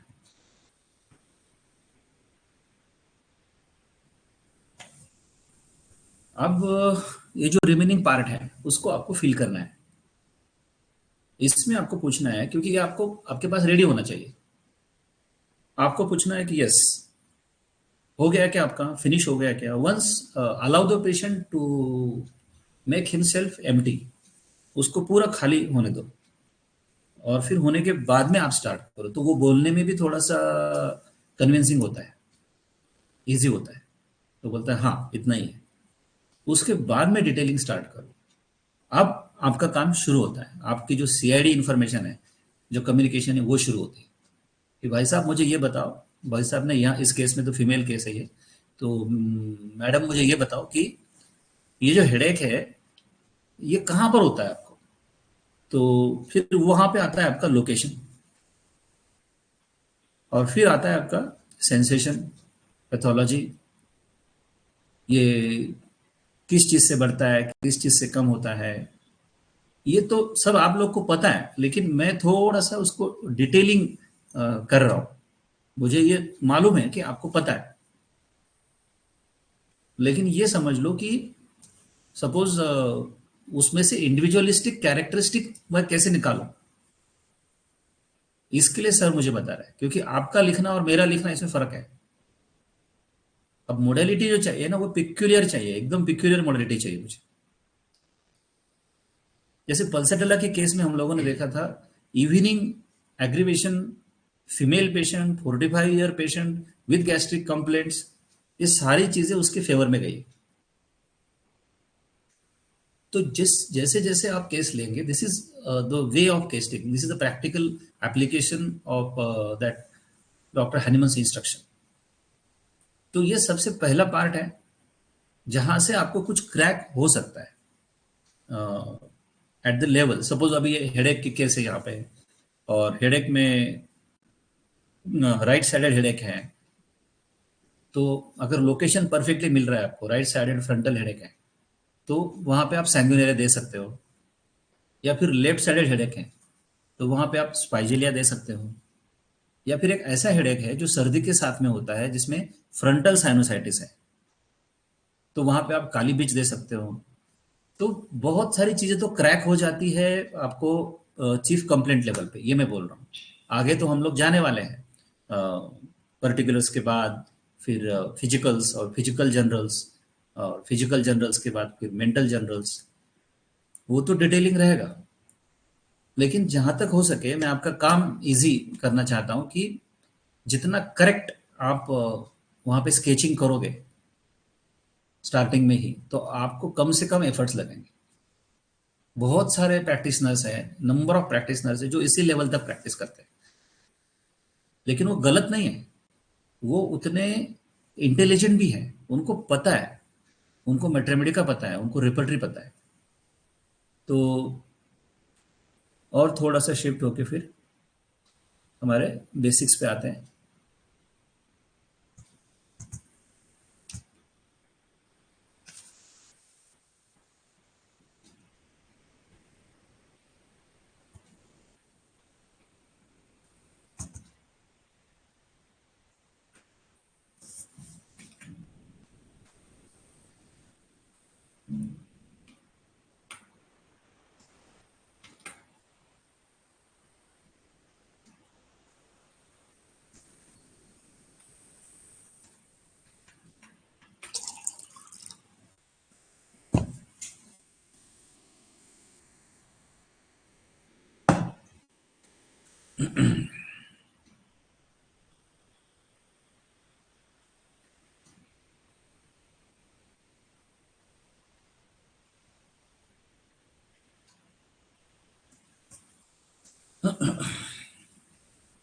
So the physician should revert to each particular symptom and should elicit more precise information regarding to each particular symptom. I hope you got this point. कि जब भी आप मेरे पास केस लेके आओ, तो पहला काम आपका अभी केस टेकिंग में यह है कि ऐसा पर्टिकुलर सिम्टम का नोट डाउन आपने करना है कि उसके बाद में मुझे पूछने के लिए कुछ नहीं बचना चाहिए उसमें। फिर इसमें पॉइंट्स जो आते हैं वो है बोनी हुसैन के दिए हुए points: location, sensation, modalities, concomitants, duration, causation, extension and time of occurrence. अब ये भी इंटरेस्टिंग है कि ये as a student undergraduate level पे हमको पता होता है, लेकिन फिर मैं बोल रहा हूँ कि क्लिनिकल लेवल पे, प्रैक्टिशनर लेवल पे आपको उसको अच्छे से करना है। ठीक है। अब ये है कि लोकेशन, अब सपोज मैंने सैंगनेरिया का एग्जांपल दिया आपको, तो उस केस में लोकेशन ज़्यादा पावरफुल था। और जैसे थ्रॉबिंग हेडेक सेंसेशन है, तो वो बेलाडोना में ज़्यादा पावरफुल है ना। जैसे थाउजेंड लिटिल हैमर्स हैं, वो नेट्रमूर में है। अभी पल्सटिला का हमने देखा कि इवनिंग राइजिंग हेडेक है, तो मोडालिटीज़ वहाँ पे ज़्यादा पावरफुल है। कॉन्कमिटेंट्स है, रोबिनिया जैसा रेमेडी है, तो along with the acidity and gastric complaints there is headache. तो बोलने का मतलब है कि हेडेक को जैसे आप डिफरेंशिएट करोगे, तो कुछ केस में आपको लोकेशन बहुत प्रोमिनेंट मिलेगा, कुछ केस में सेंसेशन प्रोमिनेंट मिलेगा, कभी मोडालिटी, कभी कॉन्कमिटेंट, कभी ड्यूरेशन, कभी कॉजेशन उसका। किसी किसी को स्पाइसी फूड से होगा, किसी को अल्कोहल की वजह से होगा, किसी को टेंशन की वजह से होगा, तो पिक्यूलियर कॉजेशन मिल सकता है। और फिर एक्सटेंशन, जैसे सिलिशिया जैसे केस में, सर मेरा जो हेडेक है ना, वो पीछे से शुरू होता है, ऑक्सीपिटल पार्ट से शुरू होता है, और फिर धीरे धीरे धीरे धीरे धीरे आगे आके यहाँ पे सेटल होता है। अब ये जो पेशेंट बोलता है, ये यहाँ पे पेक्यूलर हो गया, कैरेक्टरिस्टिक हो गया। और टाइम ऑफ ऑकरेंस है, तो 11 AM हो सकता है, मॉर्निंग हेडेक हो सकता है, इवनिंग हेडेक हो सकता है, सनराइज टू सनसेट, जैसे नेट्रमूल जैसा आप बोल सकते हो। जैसे जैसे सन ऊपर जाता है तो हेडेक बढ़ता है, और जैसे जैसे सन नीचे आता है तो हेडेक कम होता है। तो इंटरेस्टिंग है, आज का हमारा डिस्कशन किस बात पे चल रहा है कि जो हमारी होम्योपैथी है, जो हमारा होम्योपैथिक नॉलेज है, उसको एक फ्रेमवर्क में हमको कैसा रखना है, उसको हम कैसे कॉन्सेप्चुअलाइज कर सके, उसको एक पूरी साइंटिफिक तरीके से कैसे हम समझ सके, कहीं भी कंफ्यूजन नहीं होना चाहिए, है ना। Our purpose is from confusion to confidence, from confusion to confidence. तो उसके लिए ना आपको एक रिजिड वे फॉलो करना पड़ेगा, ये एकदम रिजिडली पूरा जो एक प्रोसेस है उसको फॉलो करना पड़ेगा। The physician should not frame his questions so as to suggest the answer to the patient, so that he shall have to answer yes or no. तो नो लीडिंग क्वेश्चंस, ये आपको पता है, open ended questions होने चाहिए। For example, what is the character of stool, तो आप कुछ भी उसमें सजेस्ट नहीं कर रहे हो कि स्टूल हार्ड है या नहीं है, just character of stool and how he will pass the urine and how is his sleep, how about the thirst, just open ended question चाहिए।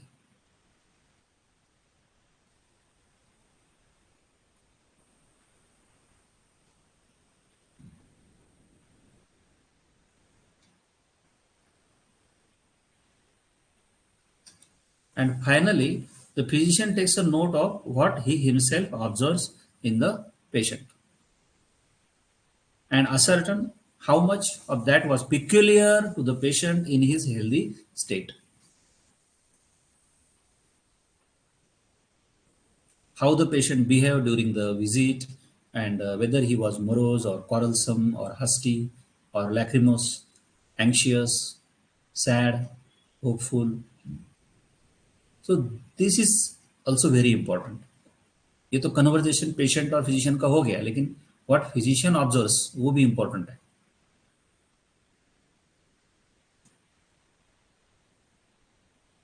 देन फिजिकल एग्जामिनेशन, पल्स है, एब्डोमिनल एग्जामिनेशन है, ये तो है।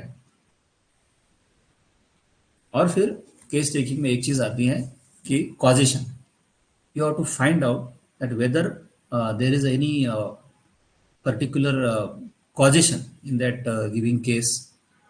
For example, पॉइजनिंग की case है और attempted to suicide है, और ओनानिज्म है, इंडुलजेंस इन ऑर्डिनरी और अननेचुरल डिवॉचरी है, एक्सेस इन वाइन है, और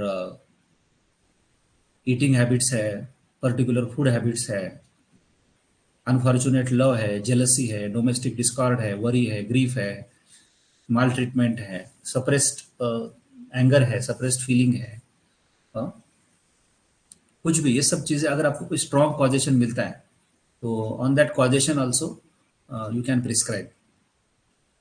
And then symptoms should be written from the three sources, that is from patient's complaint, then attendance report, and physician's own observation.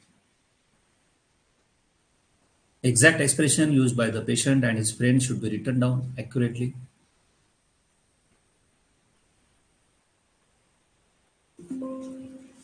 आगे बढ़ते हैं.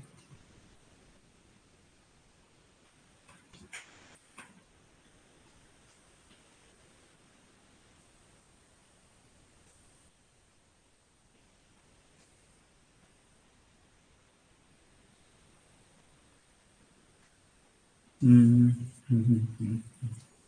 ये हेडेक का.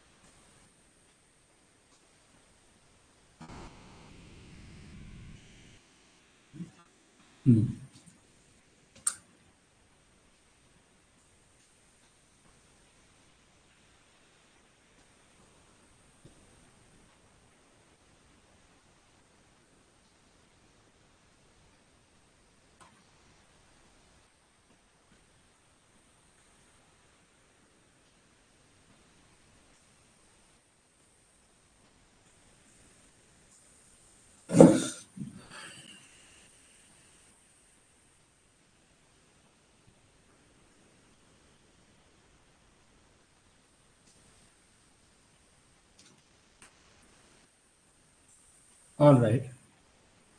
तो ये थोड़ा सा रेपर्टरी मैंने आपके सामने रखा है, how it is related with the report, ऐसा है. अब यहीं पे डिफरेंस है. वो केस टेकिंग अगर स्ट्रेट हम पढ़ते जाएंगे तो थोड़ी देर के लिए ऐसा लगने लगता है कि अरे हाँ यार, हम तो वो अंडर ग्रेजुएट का आंसर लिख रहे हैं. लेकिन फिर प्रैक्टिस में हम जाते हैं तो हम फेल हो जाते हैं. तो इसके ऊपर उसमें डिफरेंस हमने क्या किया एट दिस लेवल, हमारे लेवल पे यहाँ पे, कि जितना ऑर्गेनम में बताया जाता है उतना सिंपल नहीं है केस टेकिंग. और उसके लिए हमको कुछ प्रैक्टिकल प्रैक्टिस करनी पड़ती है. और वो कैसे है कि सपोज अभी हेडेक का केस मेरे सामने है, तो रेपर्टरी का अप्रोच कैसा है, वो रेपर्टरी का अप्रोच देख के भी मुझे मेरा केस टेकिंग हेडेक के लिए वैसा रखना पड़ता है. तो आपके स्क्रीन के ऊपर अभी जो रेमेडीज आपको दिख रही है, important remedies, argentum met, arsenicum, dionaea, china, crotalus, mag phos, iris, तो ये सब हेडेक की रेमेडीज है, सल्फर, नक्सोमिका. लेकिन ये सबके हेडेक में कुछ ना कुछ पिक्यूलियर है, पर्टिकुलर है. तो मुझे रिपर्टरी का भी टच होना चाहिए, तभी मैं केस टेकिंग कर सकता हूं, ये मुझे आपको बोलना है. प्रॉब्लम क्या होता है कि जो स्टूडेंट्स को सिखाया जाता है तो केस टेकिंग मतलब सिर्फ केस टेकिंग का फॉर्म भरना, इतना ही उनको सिखाया जाता है. अब मैं क्या करूंगा, पहले ये पूछूंगा कि भाई मुझे आप बताइए, हेडेक है आपको, क्या तकलीफ है, इसका आंसर है हेडेक. लेकिन उसके बाद मुझे आप ये बताइए कि ये जो हेडेक है ये कब ज्यादा होता है, ये मॉर्निंग में ज्यादा होता है, या आफ्टरनून में ज्यादा होता है, ये इवनिंग में ज्यादा होता है, ये नाइट में ज्यादा होता है. मतलब आपको ऐसा ही क्वेश्चंस पूछने पड़ेंगे जैसे जिस तरह से वो डिजाइन किया गया है रिपर्टरी में. सपोज मॉर्निंग एग्रीवेशन आप सामने केस देख रहे हो, तो अगेरिकस और नक्सोमिका दो इंपॉर्टेंट रेमेडीज वहां पे. और अगर एग्रीवेशन बेड इन, सुबह सुबह ही और बेड में ही एग्रीवेशन है सपोज, तो नक्स वोमिका जो है वो आप उसमें लिख दे सकते हो. या फिर फर्स्ट मोशन है, मुझे सुबह उठते ही जब मैं बेड से उठता हूं और एक कदम चलता हूं तभी मेरा हेडेक स्टार्ट हो जाता है. आप सोचो कितना इंटरेस्टिंग है। अभी तक जो आप केस टेकिंग उसको कर रहे थे तो अंधा बन के केस टेकिंग कर रहे थे, लेकिन रिपर्टरी, जैसे मैंने स्टार्टिंग में ट्रायंगल आपको दिया कि रिपर्टरी को सामने रखोगे तो डायमेंशन चेंज हो जाएगा। क्या आपको पता था कि हेडेक ऐसा होता है कि सुबह में जब उठता हूं और एक कदम चलता हूं तभी मेरा हेडेक स्टार्ट होता है, और वहां पे Bryonia is the only remedy. तो इस 10 मिनट का जो सीक्रेट है मेरा, that secret itself is you must have the support of repertory number one, and learn case taking with the repertory. मतलब जिस सेगमेंट का केस आता है, सपोज फीमेल ऑर्गन्स का केस आता है, फीमेल जेनेटल ऑर्गन्स का केस आता है, तो मुझे एज अ प्रैक्टिशनर वो चैप्टर अच्छी तरह से मेरे सामने खोल के रखना है, उसकी क्वेश्चनेयर मुझे बनानी है, जो कि मैं आगे चल के आपको दिखाऊंगा। हमने क्या किया है कि रिपर्टरी पढ़ के रिपर्टरी के ऊपर से क्वेश्चनेयर बनाइए। अब यहाँ पे हेडेक के क्वेश्चन में ये क्वेश्चन आएगा ही कि कब बढ़ता है कब कम होता है, उसका टाइम मुझे बताए, और फिर ये आप एक एक सिम्टम आगे जाते हो, increases and decreases with the sun. देखो कितना आसान हो जाता है। The glonoine and natrum mur, this are the two important remedies. और उसमें भी आपको जानने को मिलेगा कि नाट्रम म्यूर से भी बड़ी रेमेडी है ग्लोनाइन। इजी पार्ट समझ में आ रहा है? अगर समझ में आ रहा है तो type yes in chat box. और इसी तरह से फिर आपके क्वेश्चन भी वैसे डिजाइन होंगे जैसे जैसे रूब्रिक्स आगे जाएंगे। सपोज एग्रीवेशन ड्यूरिंग फोरनून, तो यहाँ पे मेन रेमेडी आपके आ रहे हैं अभी, baryta carb, calcarea carb, kali carb, then एट्रम्यूर।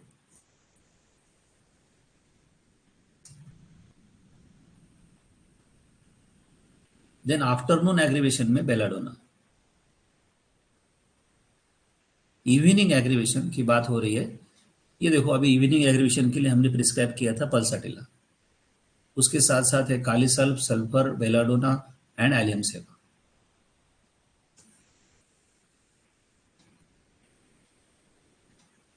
फिर night aggravation, Merc sol, सिफिलिनम, nitric acid, lycopodium.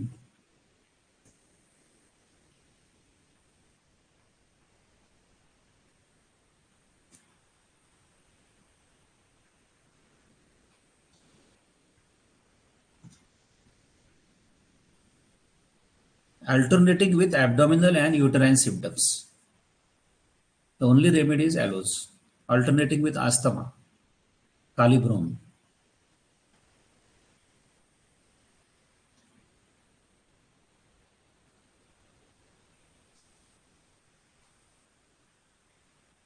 All right, तो मैं इसका ही एग्जाम्पल आपको बताता हूँ अभी।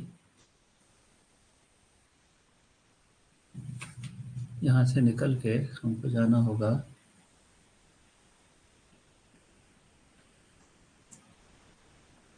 एक्यूट केस टेकिंग, एक होगा सेगमेंट।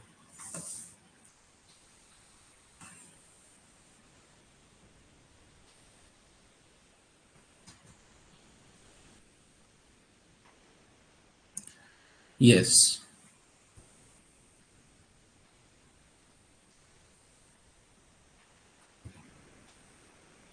तो इस तरह से हम लोग पहले स्टडी करके रखते हैं, और ये सब क्वेश्चनरी मैं आपको दूंगा कि सपोज अभी हेडेक का केस मेरे सामने है, तो बेसिकली मेरे पास वो सब राइट अप में होना चाहिए कि headache aggravation morning at 5 AM, kali iod, morning in general की रेमेडीज आपके सामने है, morning to afternoon.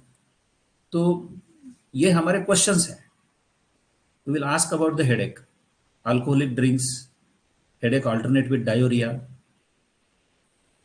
aloes, podophyllum, headache alternate with acidity, only remedy is robinia, headache anger from, anemic headache, headache while going to the bed, then headache from beer, bilious headache,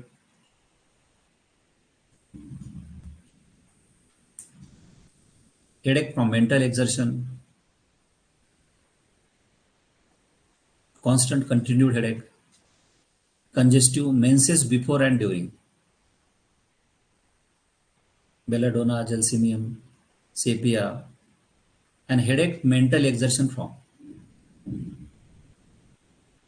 calcarea, phosphorus, constant and continued headache, constipation with contradiction or controversy from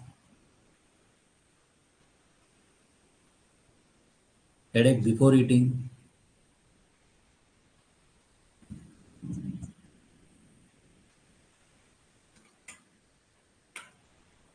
तो इसमें से मैं आपको क्या clear करना चाहता था कि लास्ट 10 मिनट्स जो आपने सुने होंगे तो आपको इम्पोर्टेंस समझ में आया होगा कि what will be the importance of repertory.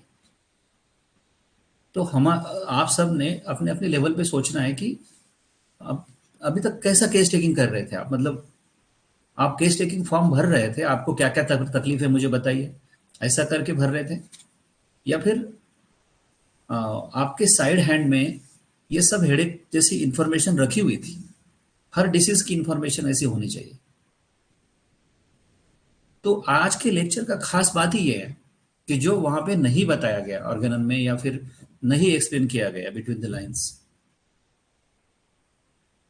क्योंकि पेशेंट को होम्योपैथी नहीं पता है, वो कैसे बताएगा आपको? आपको उसको डिफरेंट डायरेक्शन में डिफरेंट क्वेश्चंस में लेके जाना होगा। क्या चाहिए आपको? टाइम मॉडलिटी चाहिए, कॉजेशन चाहिए, सेंसेशन चाहिए, उसका एक्सटेंशन चाहिए। तो हमारे माइंड में ये प्रिपेयर होना चाहिए। तो वो एक उसका मैं आपको एग्जांपल दिखाऊंगा कि किस तरह से क्वेश्चनरी हम लोग करते हैं यहाँ पे। केस टेकिंग क्वेश्चनरी को हम लोग देखेंगे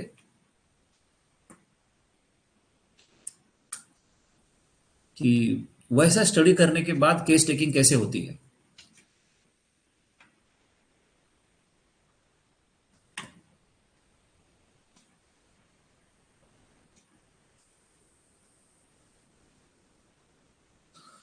तो हम लोग क्या करते हैं, सपोज हमको अभी मेनोपॉज का केस हमारे पास है, ठीक है? तो मेनोपॉज के केस के लिए रेमिडीज है कॉक्यूलस, सोराइनम, पल्साटिला। और फिर हम उस लेडी से पूछ सकते हैं कि कैसा फील करते हैं आप। तो कुछ लेडीज में एंजाइटी बहुत ज़्यादा होती है, तो एंजाइटी है तो फिर एकोनाइट। ड्यूरिंग मेनोपॉज फेंटिंग है, बहुत ज़्यादा चक्कर आते हैं, तो ग्लोनाइन है, लैकेसिस है। और ड्यूरिंग मेनोपॉज हॉट फ्लशेस है। आपको पता है कि काफ़ी सारे पेशेंट्स ऐसे आपको कंप्लेंट करते हैं हॉट फ्लशेस के बारे में। तो ग्लोनाइन है, इग्निशिया है, सैंगुनेरिया है, सीपिया है, संबुल है, विस्टिलिगो है। तो इससे क्या होता है कि आपका जो रेमेडीज है वो जीरो इन होता है, मतलब 100 रेमेडीज में से 5 रेमेडीज में आ जाते हो आप समझ रहे हो मैं क्या बोलना चाहता हूँ? कि पिक्युलरिटी अलग अलग सेंस में होती है। पिक्युलरिटी मतलब ऐसे कोई आउट ऑफ ब्लू दुनिया की कोई चमत्कारिक चीज नहीं है। अब मेनोपॉज के लिए ये भी मेरे लिए पिक्युलरिटी है। मेरे पास 4-5 पेशेंट है मेनोपॉज के, उसमें से एक पेशेंट को हॉट क्लेशस है, तो वो भी वहां पे पिक्युलरिटी हो गई। तो मुझे पता होना चाहिए कि उसमें से मैं उसको क्या पूछूं पेशेंट को।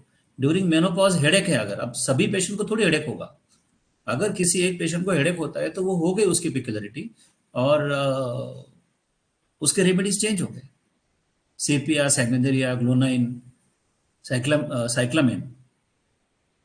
ड्यूरिंग मेनोपॉज हिस्टोरिकल कंडीशन है तो इग्निशिया है, पैल्पिटेशन है तो कलकेरिया आस जैसे दूसरी कोई रेमेडी नहीं है, तो आपका प्रिस्क्रिप्शन बहुत इजी हो जाएगा। Are you getting my point? कि your case taking must be focused और framed according to the repertory. एक नया तरीका मैं आपको बता। और पहला एग्जांपल जो हमने लिया वो हेडेक का लिया। अभी जो एग्जांपल ले रहे स्ट्रेट में थोड़ा चेंज करके मेनोपॉज का ले रहे। ड्यूरिंग मेनोपॉज सपोज प्रोफ्यूज पर्सपायरेशन है, तो ये भी पिकुलर हुआ। लेकिन ये क्वेश्चन में पूछना पड़ेगा पेशेंट को, आपको हर पेशेंट खुद होके नहीं बताएगा। चलो मेंसेस का एग्जांपल ले लेते हैं कि एक पेशेंट है, अब वो कुछ मेंस्ट्रुअल कंप्लेंट लेके आपके सामने आई है, सपोज, क्या पूछना है उसको वो पता होना चाहिए। एक खास बात वो याद रखो, मेरे 25 साल के प्रैक्टिस में मैंने देखा है कि स्पॉन्टेनियसली पेशेंट कुछ नहीं बताता, वो सब हमको सिर्फ कॉलेज में पढ़ाया जाता है। अब मेंसेस के पेशेंट को मुझे पूछना होगा कि ठीक है, मुझे आप पूरा हिस्ट्री स्टार्टिंग से बताएं कि मेनार्क का पीरियड क्या था, और मेंसेस बिफोर प्रॉपर एज था या नहीं। अगर बिफोर अर्ली मेंसेस है, अर्ली बिफोर द एज है, तो कल्केरिया कार्ब एंड सबाइना आज द ओनली रेमेडी, तो वहां पे वो पिक्चर हो गया। या फिर फर्स्ट मेंसेस डिलेड है क्या, ये पूछना होगा आपको क्वेश्चन से। तो पल्साटिला है, काली कार्ब है, ग्रेफाइटिस है। इंटरमिटेंट मेंसेस है अगर, तो मिलीफोलियम है, सेपिया है, पल्साटिला है। Irregular menses, amenorrhoea. क्वेश्चन में अब यहाँ पे ब्राइट रेड कलर ऐसा आता है, ये रिपर्टे का रूब्रिक है। तो ये मेरी क्वेश्चनर में आएगा ये ऐसा कि मुझे आप ये बताएं, ठीक है मुझे समझ में आ गया कि आपका डिलेड मेंसेस है, इरेगुलर है। आप मुझे ये बताएं कि कलर कैसा रहता है मेंसेस का, ब्राइट रेड है या फिर क्लॉटेड है या फिर डार्क मेंसेस है, प्रोफ्यूज है या स्कैंटी है। तो जैसे जैसे आप क्वेश्चन की तरफ आगे बढ़ते जाओगे, वैसा वैसा आपका रेमेडी का ग्रुप छोटे छोटे होते जाएगा। That is interesting. आज के लेक्चर का सबसे मेन पार्ट हुआ है। और फिर इसमें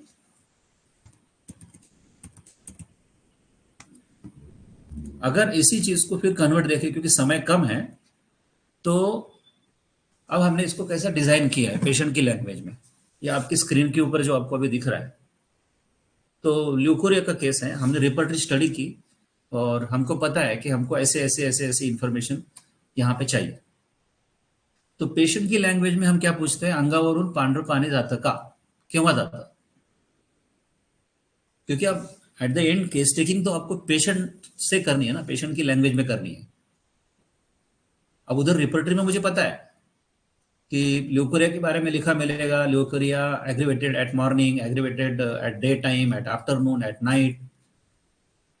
तो वो मेरे क्वेश्चनर में आना चाहिए। हा त्रास होतो त्या ठिकाणी आग होते का, अंगार होते का, जळजळ होते का, खाज येते का। अब ये जो भी शब्द आपको मराठी में दिख रहे हैं यहाँ पे, ये एक्चुअल रिपर्टरी में है। Leucorrhoea with burning, leucorrhoea with itching. तो ये क्वेश्चनर में आना चाहिए। पांढरं पाणी जे जातं त्याचं स्वरूप कसं असतं, यासोबत रक्त पण येतं का, आग खूप जास्त होते का, अंगावरून पांढरं पाणी जेव्हा जातं ते शारीरिक संबंधानंतर जातं का, खूप जास्त प्रमाणात जातं का, त्याचं प्रमाण मध्यम कमी आहे, एंड सो ऑन। ये जो भी क्वेश्चंस है, ये क्वेश्चंस जैसे मैंने ऊपर आपको रूब्रिक्स दिखाए वैसे वहां पे डिजाइन किए गए हैं। फिर मेट्रोरेजिया का है, डिस्मेनोरिया का है, ये मैं आपको दे दूंगा। सपोज पीसीओडी का केस भी आप डिस्कस कर रहे हो, तो पीसीओडी के केस में जो इसके पहले हमने मेंसेस की इंफॉर्मेशन ली, वो क्वेश्चन कंपलसरी आएंगे, ल्यूकोरिया के आएंगे प्लस पीसीओडी के आएंगे। तो पीसीओडी में फिर मराठी में क्वेश्चन यहाँ पे। अब उनके लिए दैट पॉलिसिस्टिक ओव्हरियन डिसीज मतलब मल्टिपल सिस्ट म्हणजे गाठी आहे, तर कुठल्या बाजूला गाठी जास्त आहे यासाठी कुठली तपासणी केली आहे का, याचा कुठला त्रास होतो का, याच्यामुळं मेन्सेस अनियमित आहेत का, पोटात दुखतं का, किंवा गाठी असल्यास त्याचा आकार किती आहे, लहान आहे, मोठा आहे, गाठ कुठे आहे नेमकी, उसका लोकेशन क्या है, राइट साइडेड है क्या लेफ्ट साइडेड है। और सबसे खास बात, उसका मेंस्ट्रुअल हिस्ट्री जो पीछे हमने ये लिया, ये उसकी जो हैबिट्स है ये उसमें ऐड हो जाएगा।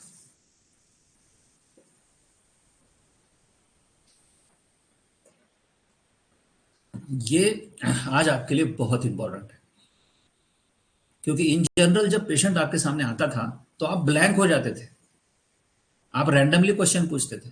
लेकिन आज के बाद अगर पीसीओडी का पेशेंट आपके सामने आता है, मेंस्ट्रुअल इरेग्युलरिटी का पेशंट आपके सामने आता है, तो आपके पास रेडी आहे क्वेश्चन। मासिक पाळीची सुरुवात वयाच्या कोणत्या वर्षी झाली, पहिली मासिक पाळी लवकर आली होती की उशिरा, मासिक पाळी नियमित आहे की अनियमित आहे, मासिक पाळीचे स्वरूप कसे आहे, पाळी येण्याच्या अगोदर काही त्रास होतो का, जसे की ओटीपोट फार दुखणे, उलटी मळमळ होणे, चक्कर येणे, डोकं दुखणे, अशक्तपणा, चिडचिड, रक्तस्रावाचा रंग कसा असतो, मासिक पाळीचे चक्र किती दिवसाला येते, मासिक पाळीच्या अगोदर नंतर पांढऱ्या पाण्याचा त्रास होतो का, रक्तस्राव हा कुठल्या वेळी जास्त वाढतो, रक्तस्रावाचा काही वास येतो का, जास्त रक्तस्रावानं कमी वाटतं की जास्त वाटतं, एंड सो ऑन. मतलब लास्ट 10-15 मिनट्स पे जो मेन डिस्टिंक्शन मैंने आपको दिया कि you have to be very peculiar about case taking. Number one, case क्या है वो आपको पता होनी चाहिए. मतलब 3-4 टाइप के एग्जांपल्स मैंने आपको दिए. हेडेक का एग्जांपल मैंने अलग से आपको दिया, फिर मेनोपॉज का एग्जांपल अलग से मैंने आपको दिया, और मेंस्ट्रुअल इरेगुलरिटी का एग्जांपल मैंने आपको अलग दिया, क्योंकि समय कम है. लेकिन इससे क्या होगा, इससे एक पिक्युलरिटी आपके अंदर आ गई कि अगर आप ये 14 क्वेश्चंस लेके मेरे पास आते हो तो इसमें से उस पर्टिकुलर में कुछ जो स्पेशल पिक्युलर सिम्टम्स है, वो पिक्युलर सिम्टम्स हमको मिल सकते हैं.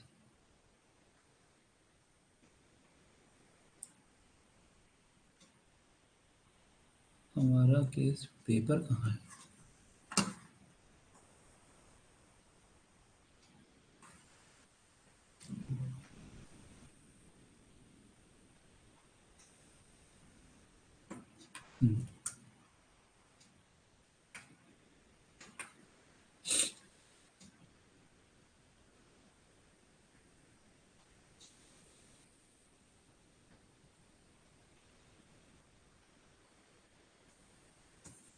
तो इससे क्या हुआ कि ये पहले सेगमेंट से आप बाहर निकले. ये फर्स्ट सेगमेंट था आपका सिर्फ इस लेवल पे.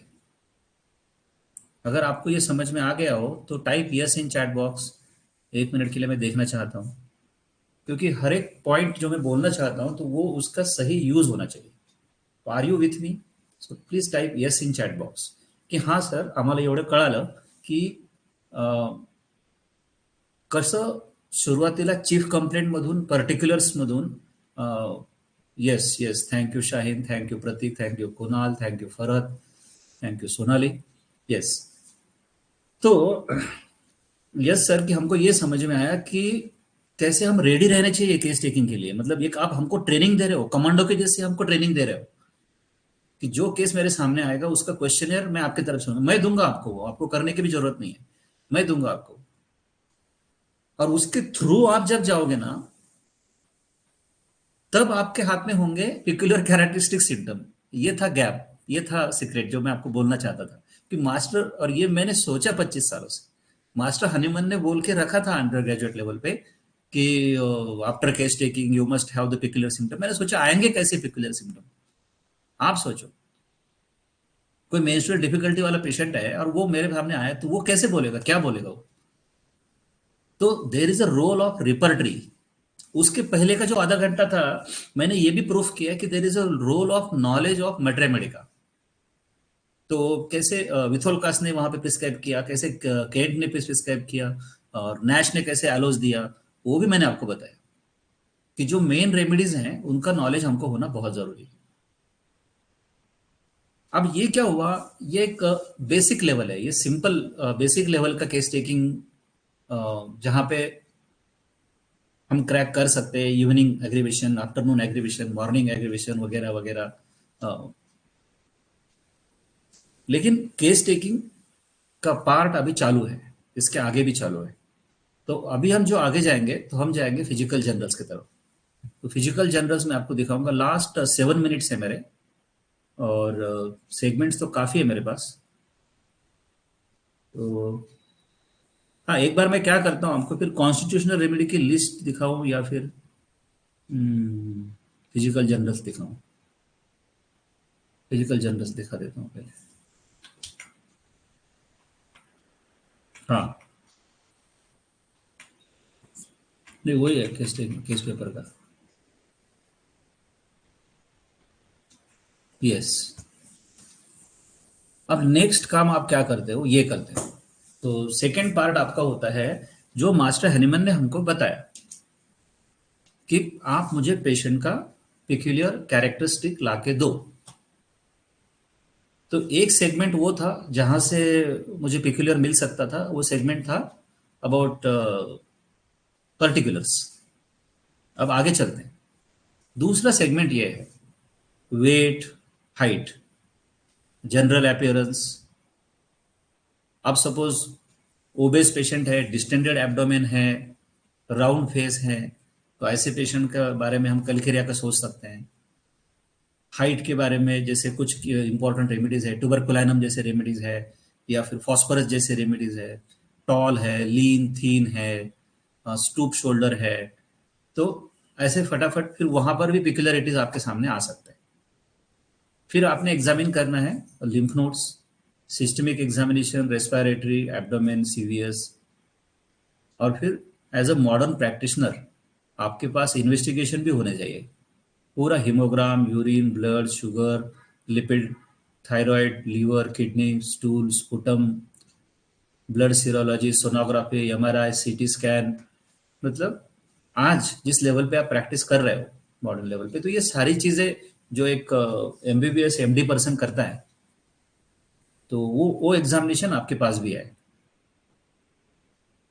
और फिर फिजिकल जनरल्स में ही नेक्स्ट पार्ट आता है पेशेंट एज अ पर्सन। ये ऐसे हेडिंग्स हैं जहां पे आपको पिक्युलरिटीज मिल सकता है। जो आपके सामने पेशेंट है उसका अपीयरेंस कैसा है, उसका स्किन कैसा है। अपीयरेंस में लीन है, स्टॉकी है पेशेंट, ओबेस है, पार्शियल है, जनरल है, वाटर लॉगिंग है, या फिर शॉर्ट है, टॉल है। ऐसा कुछ टेंडेंसी पेशेंट में है क्या स्किन के बारे में? ईचिंग आ रहा है उसको, बार बार वुंड्स होते हैं उसको, एक्जिमा है, ऐसा कुछ है क्या उसमें? ये भी आपको एक रेमेडी की तरफ इशारा करता है। हेयर्स के बारे में उसकी कुछ पिकुलरिटी है क्या? नेल्स के बारे में, और उसका भी नीचे हमने लिख के रखा है नेल्स कैसे है, ब्रिटल है, ब्रोकन है, क्लबिंग है, कलर है, क्रम्बलिंग है। चेहरे के ऊपर, फेस के ऊपर कुछ पर्टिकुलर दिख रहा है, जैसे सीपिया में क्लोएज्मा होता है, कुछ पिंपल्स वगैरह दिख रहे हैं, वो भी आपको पिकुलर की तरफ लेके जा सकता है। क्या एनेमिक है पेशेंट? अनकॉमन एबनॉर्मल एडिमा है कहीं पे? पर्सपायरेशन, पर्सपायरेशन तो बहुत एक यूनिक और इम्पोर्टेंट डिफरेंशिएशन है। हर क्वेश्चन में हम क्या कर रहे हैं कि जो रेमेडीज का ग्रुप है उसको शॉर्टलिस्ट करने की कोशिश कर रहे हैं। अब लेक्चर के बाद आप रिपर्टरी निकाल के देखो कि आप जब ढूंढेंगे पर्सपायरेशन, तो सिर्फ 10% रेमेडीज भी नहीं होंगे टोटल रेमेडीज में से जिसमें प्रोफ्यूज पर्सपायरेशन है, और उसमें भी specific. Suppose there is a perspiration on the face, there is a perspiration on the head, and wet the pillow. ऐसा आता है तो कलिक्रिया कार्ब आता है. And suppose there is a perspiration in the axilla and perspiration on the palm and perspiration on the sole, तो सिलिशिया आता है. और पेशेंट चिली है लेकिन पर्सपायरेशन ऑन बैक है उसके, फीमेल पेशेंट है और गैस्ट्रिक कंप्लेंट भी है, तो काली कार्ब रेमेडी आती है. तो बहुत इंटरेस्टिंग है. यहाँ पे थोड़ा सा टाइम कम पड़ रहा है, तो मैं नेक्स्ट लेक्चर में भी इसको कंटिन्यू करूंगा केस टेकिंग को, कि कैसे हर एक क्वेश्चन को मुझे यूज करना है डिफरेंशिएट करने के लिए. क्वेश्चन तो शायद पहले से आप भी जानते होंगे, लेकिन मैं आपको यह सिखाऊंगा हर एक क्वेश्चन को लेके. नेक्स्ट लेक्चर में भी हम पर्सपायरेशन का डिटेल में हम लोग डिस्कशन करेंगे. बड़ा इंटरेस्टिंग. और ऐसे अब आने वाले और कई सारे क्वेश्चंस हैं. ये वेदर है, एयर है, इसके साथ इसके बाद में जो मेरा मेन सेक्शन जो शुरू होगा वो मेंटल सिम्टम का शुरू होगा.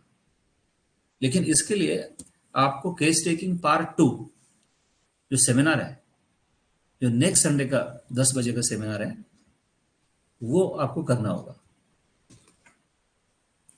क्योंकि समय की लिमिटेशन है. आई होप आप मुझे समझने की कोशिश कर रहे हो कि मेरे पास टाइम बहुत कम है और मैं आपको एक बड़ा मैसेज देने की कोशिश कर रहा हूँ. और जिस तरह से मैं प्रैक्टिस करता हूं, क्या होता है कि मेरे पास suppose, yes thank you Farad, तो जैसे कि एग्जाम्पल मैं बताता हूँ, 10-15 पेशेंट आते हैं, 15 पेशेंट्स में से 1-2-3 पेशेंट ऐसे होते हैं बोलते हैं कि सर हाँ हमको पसीना आता है बहुत।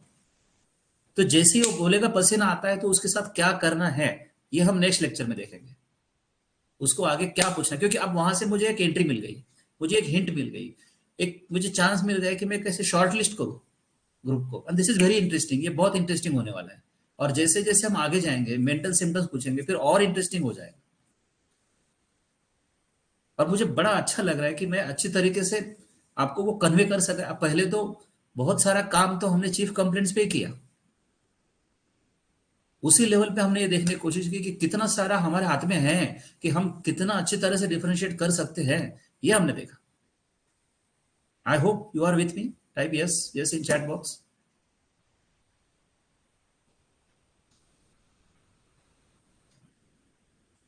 हेलो।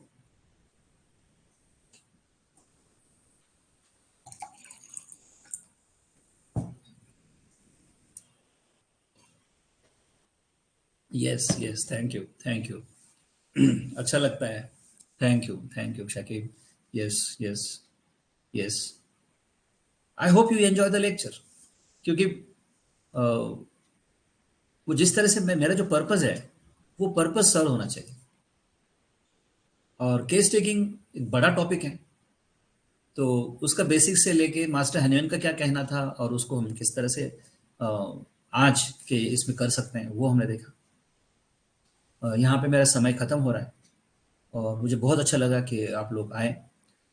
और इसमें मैंने खास क्या किया है कि एक हमारी फैमिली हमको बनाना है। और आपको जो भी आपके मन में सवाल होंगे, क्वेश्चन होंगे, तो आप मुझे भेजो या फिर व्हाट्सअप करो।